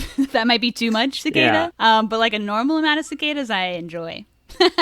My grandpa was from Mississippi and he would collect those dead ass cicada shells. Oh, really? For what? He had trunkfuls of them. Just for fun? Trunkfuls. Just for fun. He liked them. I don't know. Do you like crunch them or something? You crunch them in your hands? Is that maybe fun? The thing is, like, they're big bugs. Like they're large. They're like the size of your nose. I mean, your nose, a normal sized nose, but that's big for a bug. Yeah, it's pretty big. You can go bug that size. I don't want to see that. No. So they're big. They're kind of stupid too. Like they just kind of knock around. Yeah. So they like latch onto trees and then they crawl out of their skin and leave their skin hanging on the tree. So it's like hard. It's crispy. Okay. But it stays in like a full form of the bug. So it kind of just looks like a brown cicada or whatever. And you can just pick them up and they stay in like bug form. But nobody's inside anymore. No one lives here like anymore. molting. Yeah, no one lives here anymore. And they'll just be hanging on stuff. Nasty. I guess I would. I'm being honest thinking about it. I would like to crunch it. Just give it like a squeeze in my hand. Just, see what that feels like. No. That might be scary. Might be kind of gross, but... Have you ever had like the kind of grasshoppers that you eat? Like, aren't those crispy shells too? I think I have. Yeah. I don't remember where. Have you eaten one? Yeah, I think I've eaten them. Eaten? Eaten. I said eaten. I have eaten one, yeah. I want to say maybe like in like with like chocolate, like covered in chocolate or something. And they're just like a crunchy little thing. It's like nothing. Just tastes like if chocolate. If it's covered crunchy. in chocolate, it seems like it would be like a crunch bar, like it's like wafer sort of thing inside, or like a crisp rice inside. You ever been to like a novelty shop where they have like a worm in a lollipop or whatever? No. You've never seen that? Oh. I don't think so. I've seen the worm in like tequilas. Where it's not in a sucker. Not in a lollipop. Interesting. Yeah. I was just in a place where they had all kinds of different bugs in the lollipops. Oh, yeah? Little scorpion in the lollipop. And how many of them did you eat? None. I don't Why need not? that. I don't need that crap. That looks not good to me. You want to be crunching on bugs. Yeah, that's a good point. I will just want to crunch it in my hand. I want to feel this cicada just crunch in my hand. Ugh. Thinking about like sucking on a lollipop with a creature in the middle of it. And then at some point you're just like sucking on a scorpion. Yeah, you're going to bite into it, I guess. Like a Tootsie Pop. Mm-hmm. I don't know. It just feels so unpleasant to me. There's a difference between like just honking on a crispy grasshopper, which is also still kind of gross, but I can deal with it. Yeah. Than like sucking on a dead scorpion. Sucking on like a tree to get to a dead scorpion that you're like gonna throw it away for sure. Yeah. I think it's just like a thing that you can look at. It's not really, you can Nobody eat eats it, them? but I think it's just like you buy it and you're like, hey, look at this. Do you get fucked up when you eat them? No. No, it just is candy. Getting twisted on scorpions? Mm-hmm. Like pop a few scorpies before. It's like one of those like big jawbreakers, like one of the big ones that you like have to like just continuously lick. Like the ones that are like fist size. Like who wants that? Who like wants that gross thing? Not after I seen that movie, for sure. You seen that movie? Man, they open the trunk and there's a girl inside and she's got a big old ball in her neck where the jawbreaker went in. Ugh. And she choked to death and died. Damn. After I seen that, I'll tell you, I don't think I ever had a jawbreaker again. As a kid, I always wanted those stupid things. Yeah, I did until I saw that movie. Would that come out like 1998 or something? Yeah. At some point, I think the idea of like having a big thing that I have to lick forever and I have to like put it down somewhere. You have to put it down on a thing because you cannot eat it in one go. And then where are you putting it? What are you going to put it on a napkin? Okay, then it has napkin piece stuck to it later. And it has like... You got to wet the napkin too. Saliva, and now it's going to get like dust on it or whatever. It's like... And if you drop it, like just the nastiest, like... It's over. Yeah, this thing's trash. Who wants this? As kids, we were maybe a little less discerning with the dust happening on our loose candy. Like, if you think about like candy necklaces and stuff, like, okay, we're wearing candy necklaces outside in the summer, like sweating everywhere, then just like also eating it. Getting sticky and like nasty. Nasty. That's nasty behavior. Yeah. Do kids still do candy necklaces? I don't know. Or is that... They probably do. It just feels like that would be outdated technology at this point. I think that there's probably people who still give them out for like Halloween or whatever. Maybe so. And you get real excited. I would get real excited about it. Yeah, currently. Well, when I was a boy, when I was a young boy, I'd get real excited. Yeah. Oh hell yeah! I was stoked for a candy necklace. I was also stoked to like put my mouth all over a Pez dispenser. Yeah. Who knows where those things have been? Get like 3 or 4 ring pops or whatever. I never considered how many candies that we would just get wet and let live in the world around us. Yeah. And come back to later. I'm going to come back to this. It's like kind of fucked up. I'll get back to this candy. But you know what? Like, our immune systems are properly seasoned. Yeah. And like kids these days, is that true for them? I don't know. They're wearing masks. They're not eating ground candy anymore. They're betas. Kids don't eat ground candy like they used to. No. I'm sure Bill Maher has like something to say on that or something. Probably so. So the beach in this film, they go to the damn beach. Honestly, the beach scene, it's too sweet. It's so good. Yeah. Mm-hmm. It's the most wholesome shit ever. Yeah. And they're just having like a great time, goofing around on the beach, splashing around in the water. Mm-hmm. Doing that thing where like, boobies. Yeah, staring at boobies. Doing the thing where like little kid touches the ocean with their feet and then gets scared immediately. Yes. Very cute. Very cute. Yeah. It's just all like so sweet. Just them having this beautiful family moment together. Ooh, that's good stuff. And then immediately. Yeah. Then in the morning, Grandma passes away. Yeah. Oh. They do say, though, also while they're on the beach, this is just kind of important thematically to the movie, is they talk about choosing your own family. Yeah. And how choosing your own family can be kind of sicker than having your birth fam around. I think that's the line. It's sick as hell. And one line that they actually said, and not a trick, was sometimes it's better to choose your own family, if only not to have expectations. And I thought that was kind of interesting way to look at it. Kind of the whole movie is about having chosen family. So just that was like an important note on that theme of the film. Yeah. Okay, so Grandma does die overnight, and she's passed away when they wake up in the morning after the beach. But at least they got to have one nice day together. One last nice day. Yeah. And the way the movie goes, you don't know if that's really just the last day or that's the last day before you pick up the story again. You're right, because we don't really have a clear understanding of time other than, like we said, the seasons passing. Yeah. Because no one has a job and no one goes to school. We don't know how many days are passing. Who could say? And they probably don't either. They just wake up and they do their thing. They get what they need. They're chilling. And they make the decision to bury the grandma under the house. Yes. Well, I think what it is they're like, we could probably still collect that pension. Oh, they gotta. They actually gotta collect the pension because nobody has a job, and like, what else are they gonna do? We could still collect that pension if we don't tell anybody she's dead.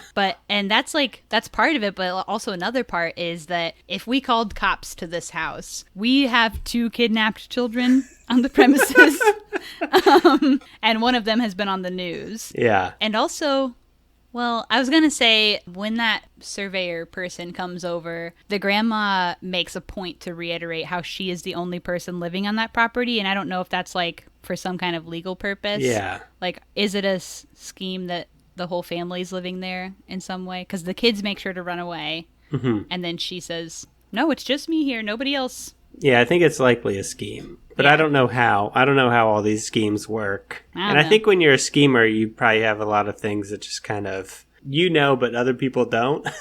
Sure. Yeah. It's a combination of situations to why they can't call the cops over to take her away and have a proper burial go on. And also that she's not the real grandma, then the whole like, where did everybody come from thing might come up. Yeah. But they do bury her under the house, and they make a comment in that moment too. The mom and dad say, I can't believe we're burying someone again. Oh, but this is not like last time. Mm-hmm. So then you go, okay, what are these people done? Yeah, I don't remember what I thought when I first saw the movie, but I was trying to figure out, like, did somebody else live there? Is this like this is like not the first person that they buried who they're getting their pension from? Or like, what is... Yeah.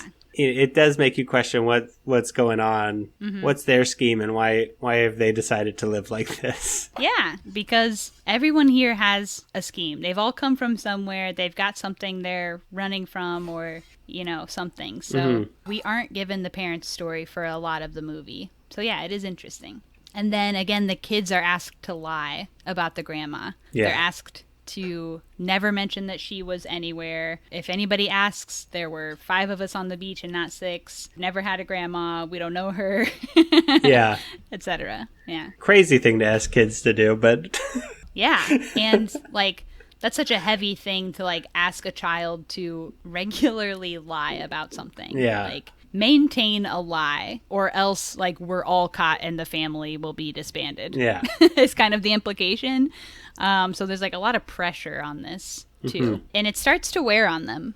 especially the son, as we see moving forward, these kind of like dilemmas that he's faced with just kind of start snowballing for him pretty quickly. The kids steal a lot, and at one point they're kind of caught. Yeah. At that corner store. At the corner store, the guy says, "Hey, don't make your sister do that." Yeah. And so he's kind of, that's another thing. He's like kind of guilty. Like, am I teaching this little girl a crime? Mm-hmm. They kind of mention that their sort of justification for stealing is that whatever's in a store doesn't belong to someone yet.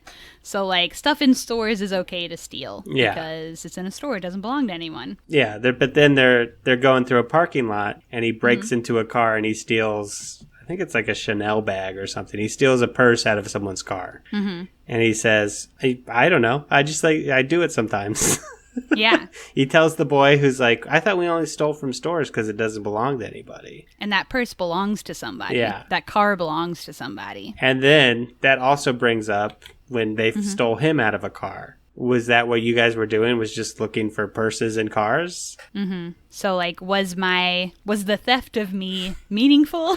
Did you choose me, or were you just looking for a purse and you go, oh, well, I guess there's a kid here? Did you mean to save me, or was it just you saw me when you broke into someone's car? Right. And so he's, like, watching his dad kind of break his moral code, and then also additionally faced with that, like, am I special? Yeah. So it's like a double whammy. And then when he goes to a store with his sister to like the market, the supermarket thing, and he sees her stealing, and he's like, oh, maybe this is bad. I don't want her to be doing this. This is like the straw that broke the camel's back, as they say. He can't take it anymore. All the lying, all the crimes, it's just like become too much for this tiny little child, So yeah, he makes a big old commotion, grabs a bag of oranges, and runs off. Sort of, you can tell that like he wanted to get caught. He's trying to get in trouble. Yeah. Because he like pushes a bunch of stuff down on the ground and is trying to be chased away. Yeah, and he does get chased by a couple grocery store people and jumps off the bridge to escape them, quote unquote, because he is trying to get caught. But I thought that scene was really cool. I thought the way they did that was really cool. Yeah.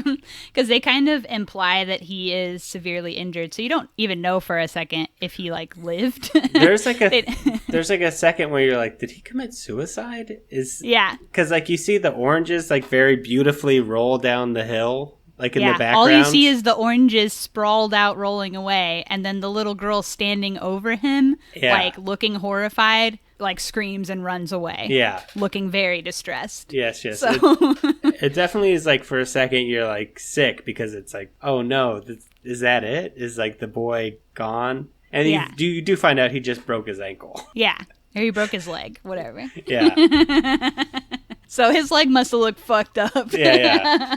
For her to act like that or to react like that. A child, I think, could be freaked out by a broken leg or a million different things. You never saw any broken bones when you were a kid? Not really. I saw lots of twisted stuff as a child. I saw my brother lost a finger. Oh. And I saw a kid lose an ear. The fuck? How do you lose an ear? It was fucked up. There's like this, I want to say jungle. That's not the There was woods. A jungle.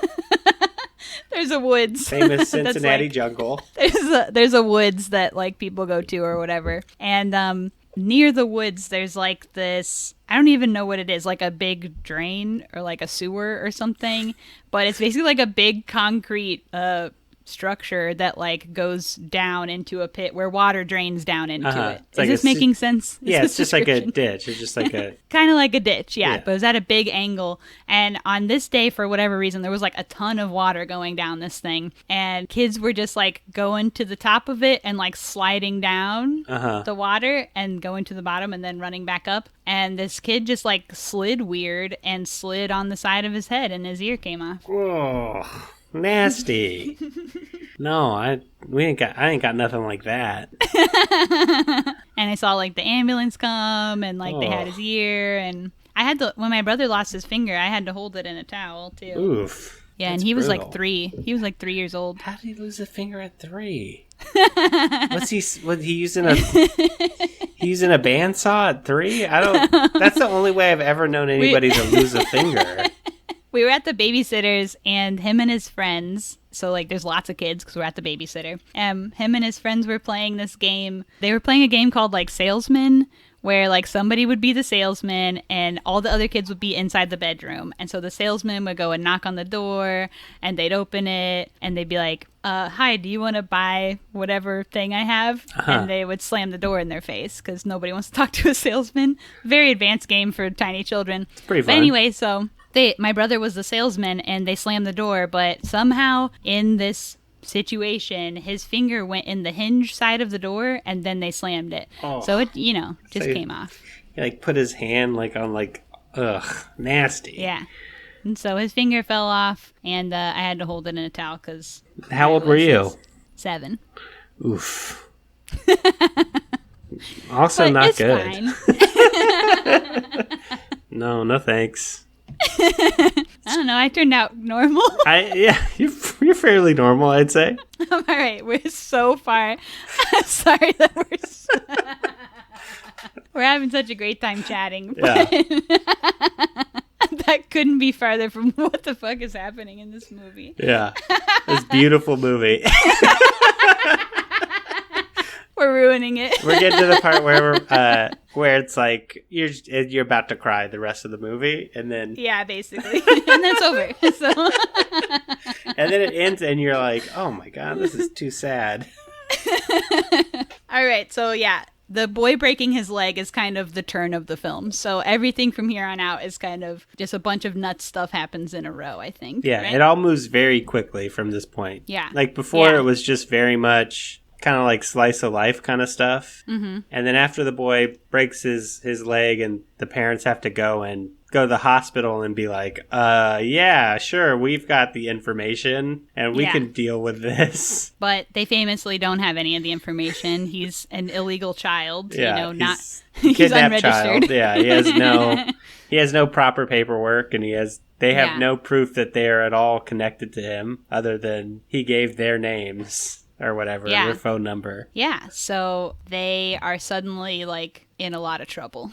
Everyone's in trouble. Everything is threatened. They do show up at the hospital initially, but then make an excuse to leave, and they're like, oh, we'll be back or whatever. Yeah. But instead, they're actually fleeing and go home and pack up everything real fast. They get out the door, and cops are there. So they don't make it far. So everyone gets taken in, separated, interrogated. And they show a lot how the outside world doesn't understand their relationships or their familial bonds that they have. Mm-hmm. And we're so invested in this family being together at this point because they're so sweet together. And they like connect so naturally. And they just, I don't know how to put it into words so that it feels like how it feels in the movie because it's really so sweet. Yeah. But when they show like the news clips, they're like, oh, their relationship is shrouded in mystery. Like, we don't understand why these people, these random strangers who are criminals, like live together. And we're like, we completely understand why. And we just watched an entire movie about why. So we know. Yeah. If you guys watched the movie, you would also know, you'd understand. Watch the movie, stupid. You'd understand what's going on, and you'd actually probably be on their side. You'd probably really like them.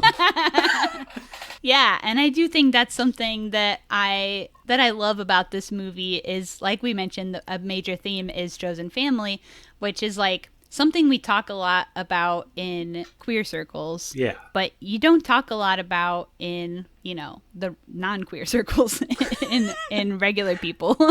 Well, I guess it is probably more of a thing for people who have been like, for lack of a better word, kicked out of their family or not accepted in their family. Mm-hmm. So it does make more sense to talk about it from that perspective rather than just like, for me, it's just like my group of friends who I spend all my time with. Yeah. That is like kind of my chosen family, but I don't think about it because I still go to my family. Yeah. Mm-hmm.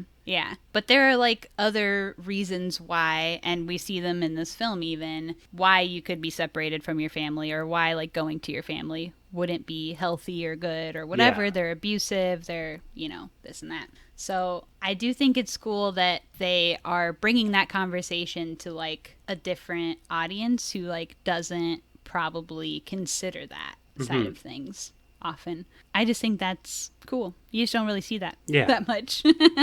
I'm always for like an alternative family structure film anyway. I think they're interesting. But I just thought that was cool. And the filmmaker, Kore-eda, said that he did also want to like really make sure that he showed not only the perspective from the characters within the family, but also the family within the society, like the wide point of view. And he did. So that's cool. Yeah. So what we find out about the family at this point, we've kind of alluded to a little bit in certain aspects, but we kind of get everyone's scoop quickly. Yeah. We find out the mom and dad had killed the mom's previous husband, who was abusive, and it was self-defense. Yeah. So that's the whole we buried someone before thing. And the son goes to an orphanage. We still don't kind of know. We just know what we knew before about him. Yeah.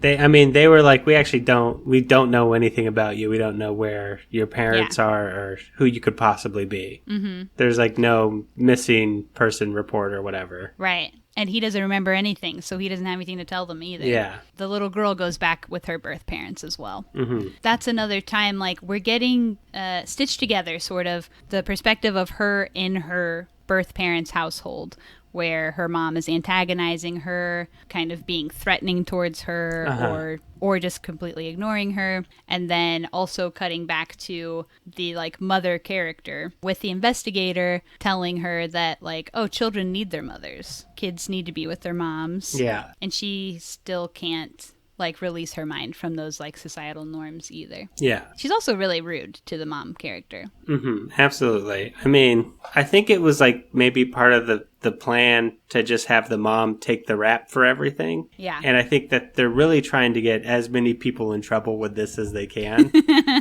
They're doing law tricks. Yeah. They're doing their law tricks, trying to get everybody to admit that they did something to also get in trouble. Right. But the mom is very focused on trying to make it so it's just her, because her husband had already gotten in trouble for murdering in self-defense. I don't know what kind of, if he got some sort of sentence anyway, or he might have like some other criminal, he has some sort of criminal rap something. sheet that she mentions. There's something, she kind of vaguely mentions it, but just there's some implication that if he were the one to take the fall, he would be in jail for a very long time because he has a history and she doesn't.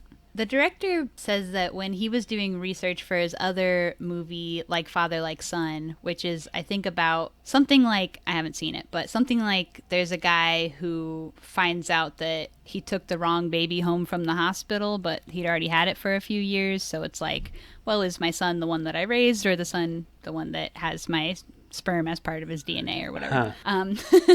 So he's like, when I was researching that, he thought that his understanding was that when women have babies, they automatically become mothers. They feel like mothers, and men have more of a challenge with it, and they need like something to happen before they feel like fathers. But he was talking about it with one of his friends who let him know, no, it's the same for women. Like, not all women feel like mothers when the baby comes out, and that idea is actually just male prejudice. And so he was like, oh yeah, you're right, I'm fucked up for thinking that. And so this was kind of like his exploration of that process as well. Yeah. His exploration and visualization of it, because this woman who they say that she can't give birth to children, she feels more like a mother than the mother in the film who has a child who doesn't want it. Right, because she actively wants to be a mother, and she's decided to take care of this little girl. Mm-hmm. And the mom, as you see through the rest of the movie, whatever 5 minutes she has in the movie, she's like, she's basically mean in every way you can be. Yeah. She's scary. When she tells the little girl, like, come here, come closer to me. I'll buy you some clothes later if you come closer. Yeah. She's like, every way you're like, I don't like that. No. And that was like, that's also like the little girl in the beginning of the movie. She says, my mom's nice to me. She buys me clothes. Yeah. You're like, well, that's just, moms just have to do that. You can't part buy of the your whole own thing. clothes. Yeah, it's like not. That's like not like something she needs to be patting herself on the back about. Yeah, and we did kind of skip over the early scene where they are buying her a bathing suit, and she goes, are you gonna beat me later? Or what did she say? Yeah. Something like that. Something and they're basically like, exactly no. that. Like, what are you talking? No. Mommies don't beat. No. Mommies do hugs. We like you.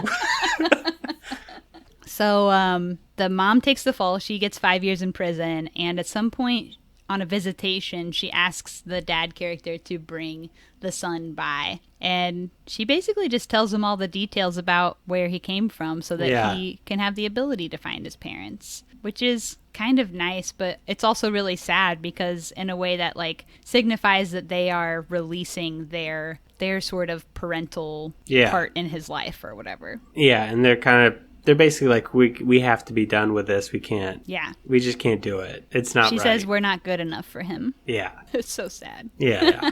It's just sadder and sadder, like, as you see their family split up and each one of them individually be miserable. Yeah. Without each other when you know, like, what happiness and love they had together. Mm-hmm. It's very sad. There's the part where the dad invites the son over to his house. Yeah. From the orphanage. And it's crazy. I guess the kid just, I guess I don't know if they have orphanages or if it's like a foster home kind of situation. I think they call it like an institution or something, okay. But... Yeah, orphanage is probably similar than... Basically an orphanage, or we have like guardian homes here. I don't know if it would be like the same as that. Oh. I don't know. But they say he's staying with 6 children. Yeah. Somewhere with 6 children. Yeah, somehow he gets out of that place and just wanders over to this guy's house. He's just going to hop on the bus. Yeah, he's chilling.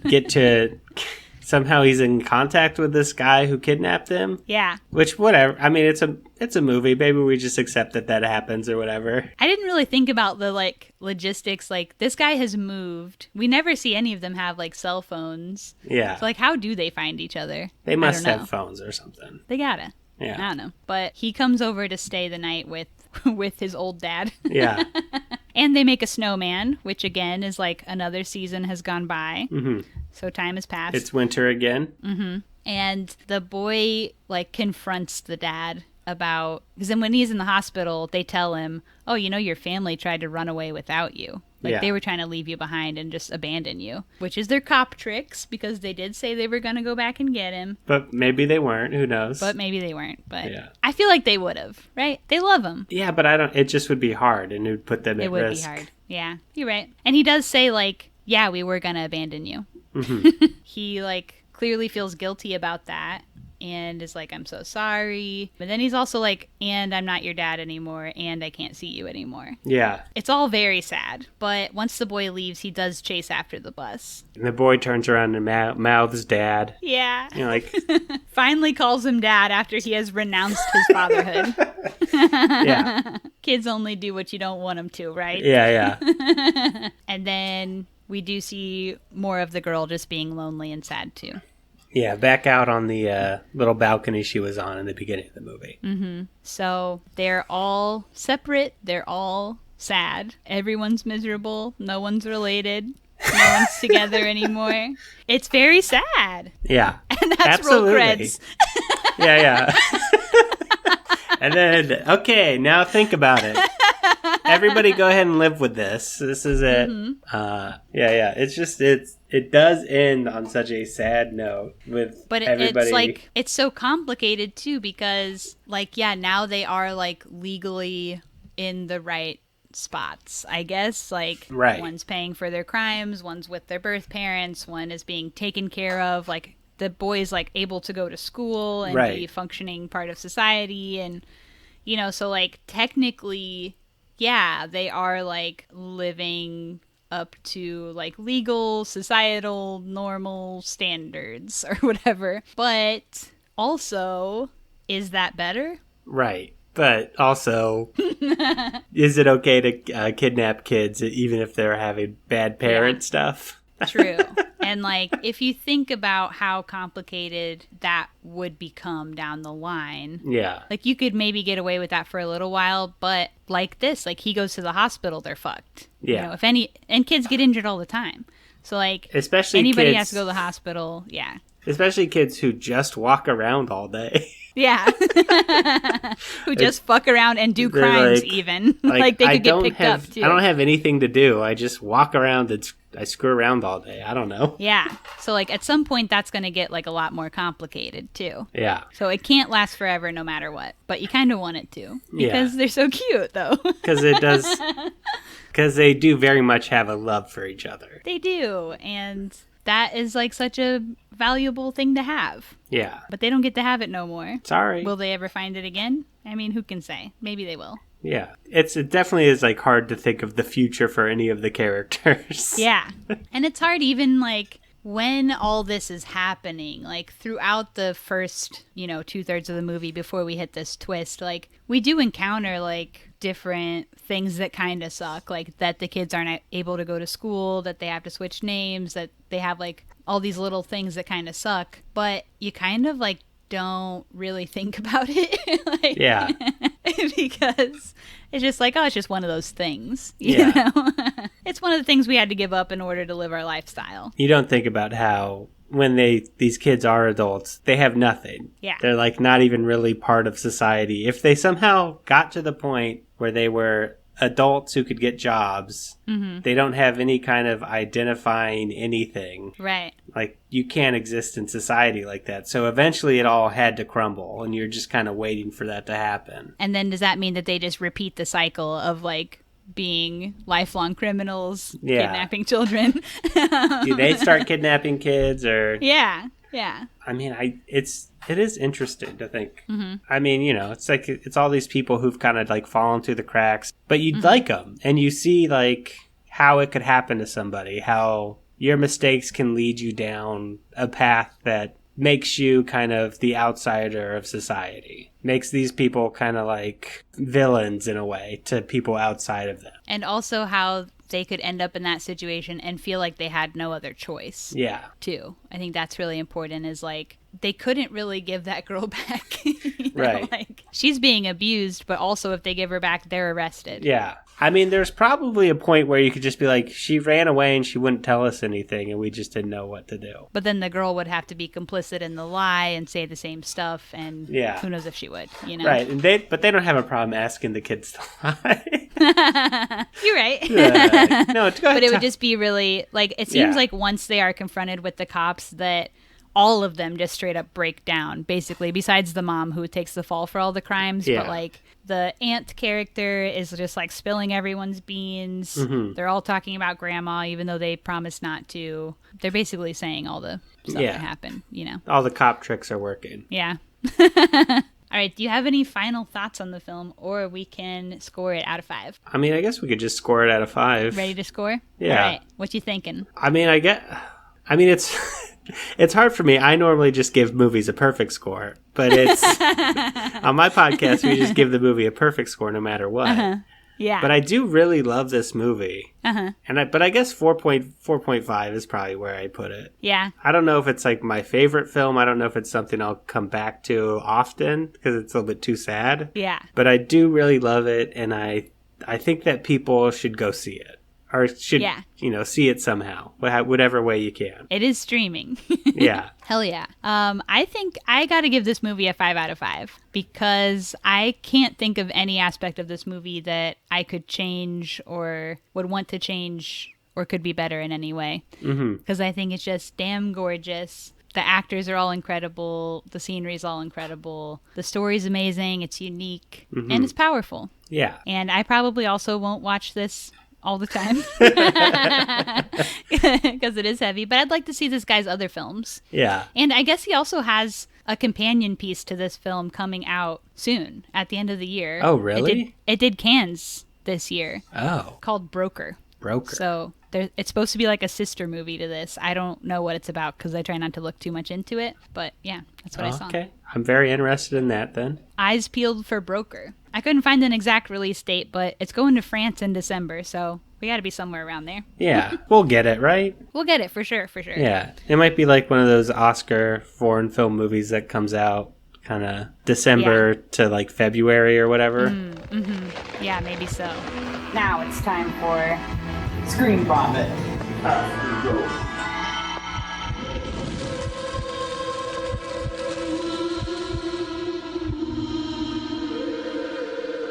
In this part of the pod, we just talk about whatever else we've been watching, other movies, shows, whatever else. So what you been watching? I've been watching The Rehearsal. What, do you feel corny saying that? No, You look shy. I mean, I just love it. It's stupid how good it is and how insane it is. I haven't watched it yet, but I want to. It just truly is a bizarre thing, and you just it goes deeper and deeper every time. Like the first episode starts off completely insane, and then it continues to get more insane with each episode. Hell yeah. Respect. Like the premise is like already like, okay, the premise like to rehearse for any like situation in life that might be difficult is already like insane. Like we're going to have an exact rehearsal and we're going to give you all these different ways that this situation can happen. And we have to have everything be exact replicas and stuff. It's already starts off at like an insane level and then it just keeps escalating it. And it's in a way that like I wasn't sure that this was how it was going to go until he started to be part of a fake family. Hell yeah. Like how seriously he takes it. It's just like, just absolutely wild. And Hell then yeah. the other thing I watch is the Great Pottery Showdown. Okay. Which is just like a pottery competition show. I don't know. Yeah. Have you ever watched the British Bake Off or whatever? Yeah. It's like one of those, it's like a pleasant competition show. Just a chill vibe show. Yeah. Where it's yeah. like, I could basically just fall asleep to it. It doesn't matter. Yeah. Like, there's even like parts of the competition that don't matter. They're like, and in this part, you're going to... Is it British? It is British, yeah. Okay. It's like it's the British reality show of being just pleasant instead of the American reality show of like quick cuts and loud and like... Screaming people and drama. This is just like, and then we're going to go ahead and make these pots or whatever. Like, hell yeah. Yeah, I love that shit. Yeah, and then they all just hug afterwards. And yeah, it's like so chill. I'm very used to the American reality show of like people yelling at each other and... I can't stand it.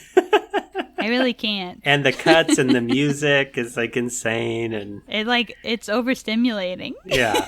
I used to watch, like, Gordon Ramsay. He has like the American shows where he's just yelling at people all the time and he's so mean. But he has like British reality shows. I used to watch The F Word and it's just like a reality show of him going around and being pleasant. It's like... like even he is like not mean in British TV. He's like a normal guy. Just doing it for American TV. Yeah. I never watched his show, but I did used to watch Robert Irvine's show. Did you ever see that one? Oh, yeah. Where he like saves Restaurant Impossible. Oh, yeah, that's right. Is that what it is? I was going to say Kitchen Impossible, but... I think it's Restaurant. Yeah. I don't know. Either way. I think he had two different shows. Oh, maybe so. Because I think Kitchen Impossible was just he had to cook a ton of food for somebody. Or... But he's just like this big ass British guy. Yeah. Being goofy. He has like a Jerry Springer style show now. Oh, really? Yeah, it's so weird. I caught it on TV at like a car shop when I was getting my car worked on. Bizarre. I was like, what the hell is Robert Irvine doing, like hosting one of these weird ass shows? He's married to a former professional wrestler, I think. Really? Yeah, Gail Kim. Huh. Interesting. That would make sense because he obviously like works out way too much. He's like, why is he so beefy? Yeah. His head is so tiny because his muscles are so big. And he always wears like muscle tees, like tees that are so tight. Yeah. You can see his little nipples. He's got like the littlest tees on. A tiny tee. Like where do they make these shirts? It's like somehow the tiniest tee, but like also the armholes are like big enough for these huge guns. Like how? Or maybe they have maybe there's like special shirts for strong guys that are like stretchy material. Yeah, that would look terrible on anybody else. Just the saggy arm flaps on a normal person. It'd be like tight on my arms and then like tight on my big gut. Like really showing off how big my gut is. But like for like a guy who has like a 6-pack, it's like you could just see the outline of his 6-pack. Yeah. But for me, it's just... I dressed up as the Undertaker once, and I had to buy one of those like tank tops, like a wrestler tank top looking thing. And one of the reviews on it, I'll never forget, it was like, if you're a guy who loves to show your nipples, this is a great muscle tee for guys who love to show nipples. I guess there's guys who probably love it, yeah. Maybe so. I just thought that was a silly thing to leave on a You review. love to show your nipples? I do. I actually love to show my nipples. I think they're really good, and I'm trying to show them off. I did look pretty badass as the Undertaker. I didn't show nipples, though. Oh, okay. Well, maybe next time. Yeah. All right. Have you been watching anything else, or is that your list? That's kind of it. I mean, I'm sure I watch other stuff, but That's what you've brought to the table? yeah, I guess I watch some professional wrestling too, but Oh, yeah. What kind of wrestling do you watch? I mean, I've been watching AEW wrestling, and then I don't know, sometimes I watch WWE stuff, but not often. But just the normal stuff, just the stuff anybody would watch who likes wrestling. AEW's in and WWE's out, right? Well, kind of. Depends Kind of, on who but you you'll ask. never leave it completely. Yeah, I mean, I don't love WWE because of all the terrible shit. Yeah. But it's like All AEW the is crime. also going to have the terrible shit someday eventually. I'm almost Yeah. positive. Yeah, for sure. They probably already do. Any kind of industry that's so small like that. Yeah. Where it's I don't know, 100 people can do it professionally or whatever. Yeah. And they're all beefing up and Yeah. being crazy constantly and getting CTE. Yeah. Eventually bad things are going to come out, and For sure. I don't know. And also anybody who has $1 billion, We don't trust them. A little bit sus. Yeah. Yeah. For sure. If you're making that much money, a little bit sus to me. What are you doing? Why are you working so hard? I agree. That's facts. Why would Give me anybody some be of that working? billies. Why are you working so hard? If I had $2 million, you wouldn't catch me doing no work. You kidding me? That's what I'm saying. When people got all this money, literally billions, there's all those breakdowns of a normal person could make $50,000 a day for 200 years and still not make $1 billion or whatever the math is. Yeah. It's And then when you have $1 What are they billion, it's you actually can't spend money fast enough. yeah. You can't spend money fast enough to lose any money, so you just Yeah. continue to make more. That's so fucked up. Anyways, billionaires fucked up. We're the first to say it. You heard it Yeah. here, folks. I'll whoop any billionaire's ass. The billionaire challenge. Yeah. If any billionaire wants to fight me, come on, let's You're go. on? Yeah, I'll fight any of them. I think I can Hell whoop yeah. any of their asses. Probably so. If I'm a billionaire and I'm just sitting around all day, probably letting my muscles melt, they're probably weak as hell. You could take them. Yeah, They I lift could. groceries. I'll whoop their asses. Hell yeah. This is not. This isn't a threat. This is actually a challenge. This is a challenge to billionaires. This is not a threat. Don't report this as any kind of threat. This is a challenge to billionaires to fight me. You're not threatening anyone specific. We've not named names. No, but they can slide into your DMs and challenge you to a duel. Yeah. I will fight you. I will fight you, and I will win. Hell yeah. All right, so I got a couple things on mine, if I may, what I've Go been for it. watching lately. I watched a Brandon Colvin film called Sabbatical that I really liked. It's got Robert Longstreet, it's got Kentucker Audley, and it rocked. Great film. I watched this movie called James White. It has Christopher Abbott, who I have only recently discovered, but he's been acting for a long time in a lot of things. And it has Cynthia Nixon and Kid Cudi. I recently saw Christopher Abbott in this other movie called On the Count of Three that was so good. So I found this film called James White. It's really good. He's really good at being this New York guy character. If he's anything else, I don't love it as much. But he's really good at being a scrappy sort of New York guy. The movie's about Cynthia Nixon plays his mom, and she has cancer, and she's really sick, and he's just kind of fucked up about it. But I really like that film. I watched a movie called How to Get Ahead in Advertising from 1989 with Richard E. Grant. I think this has become one of my fave films ever. It's so cool. Wow. It's an insane film. It was recommended to me by a friend. I don't want to say even too much about what it's about because I think it's just great to just watch. And that's also an amazing Richard E. Grant performance. Very insane performance. So I really like that film. how to get ahead in advertising. All right, I'll do 2 more. Man Bites Dog. It's Belgian. It's like a mockumentary. Oh, okay. There's a Comedy Central series named that. Is there? Yeah. Well, there's a little bit of comedy to it, but it's also a very fucked up movie. Yeah, so it's like a mockumentary, but it's about like this film crew that follows around a serial killer, like documenting his kills or whatever. And then throughout the movie, they like slowly kind of become more involved with what's going on, and lines are blurred. But it is also like, it's such a great mixture of like funny, silly parts, but then also like extreme violence, and not like in a like torture porn kind of way, like actually violent. It's just really well made. It's a really good movie. Man Bites Dog. And then I watched a show. I rarely watch a show, so it's kind of special that I watched a show. Okay, wow. I love a show. I watched this show called Nirvana the Band, the show. Oh, okay. I have heard of it. Have you seen it? I've never seen it, but I use the sketch they did as a sound alert on Twitch. Oh, yeah? Yeah.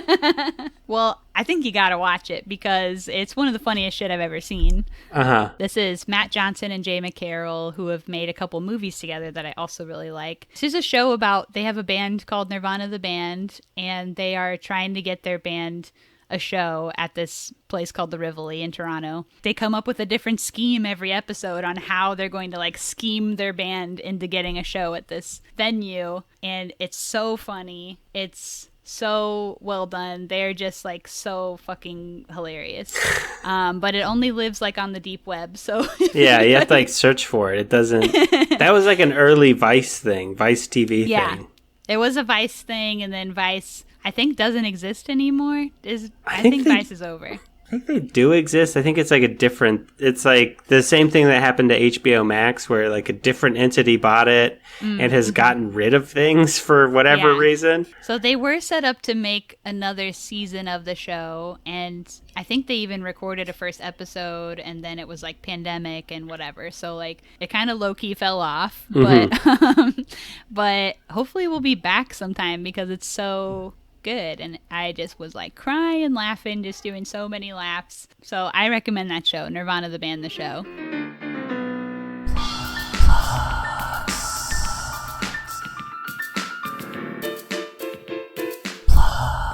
We can do plugs, baby. What you got to plug? I guess listen to my podcast, The American Arts and Culture Review. It's a podcast about poop and pee. Hell yeah. And check out my Twitch stream, just twitch.tv/RODNEY BERRY, and that's really all I have. Hell yeah.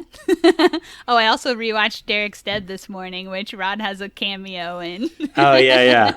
As character Rod. I actually am the star of the movie. Oh yeah. I consider myself the star of the movie, yeah. Hell yeah.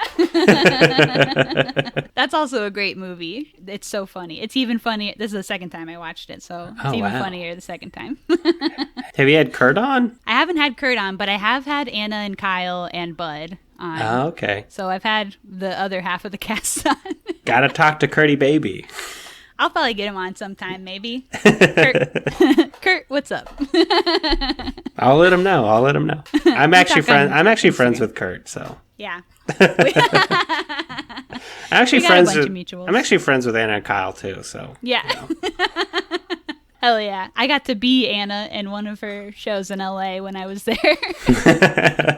She pulled me on stage to be Anna, so I did a great job. And I think I had to do that too. Yeah. It was for her kind of like one-woman show. Yeah. Yeah. I think I sat in a spot and she saw me and she was like, "Okay, Rod, too bad. You have to come on stage." Hell yeah. Yeah, so you know what? In a way, we're kind of twins. Yeah, we're connected. We're connected in that way. I went with a friend, and I apparently did such a good job at being Anna that my friend thought I was a plant and that we had planned the thing together. But I was not a plant. I didn't know. And Anna loves a plant, so. Oh yeah. All right, so check out Rod's Crap, and yeah, thanks for being on. Oh, no thanks problem. Thanks for coming on the pod, Rod. I had a great time. Hell yeah. And we'll see everybody else next time. Bye. Bye.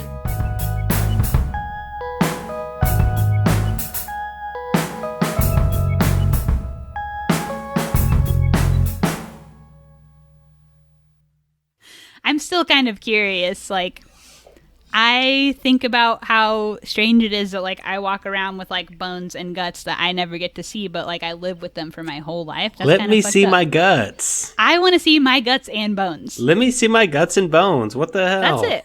You know, like, I have to live with them forever, and we never get to meet. That seems kind of twisted. I would like to never meet my guts or bones, to be honest. If there's, like, a way I could, like, see them and say hi, but, like, I'm not injured or maimed or something. I'm like, let those guys do their thing. They know what they're doing. They're having a good time. I just want to give them a little talking to, say hi, give a little kiss. Hey, y'all are doing a great job. I just want to let you know. I just think that's interesting.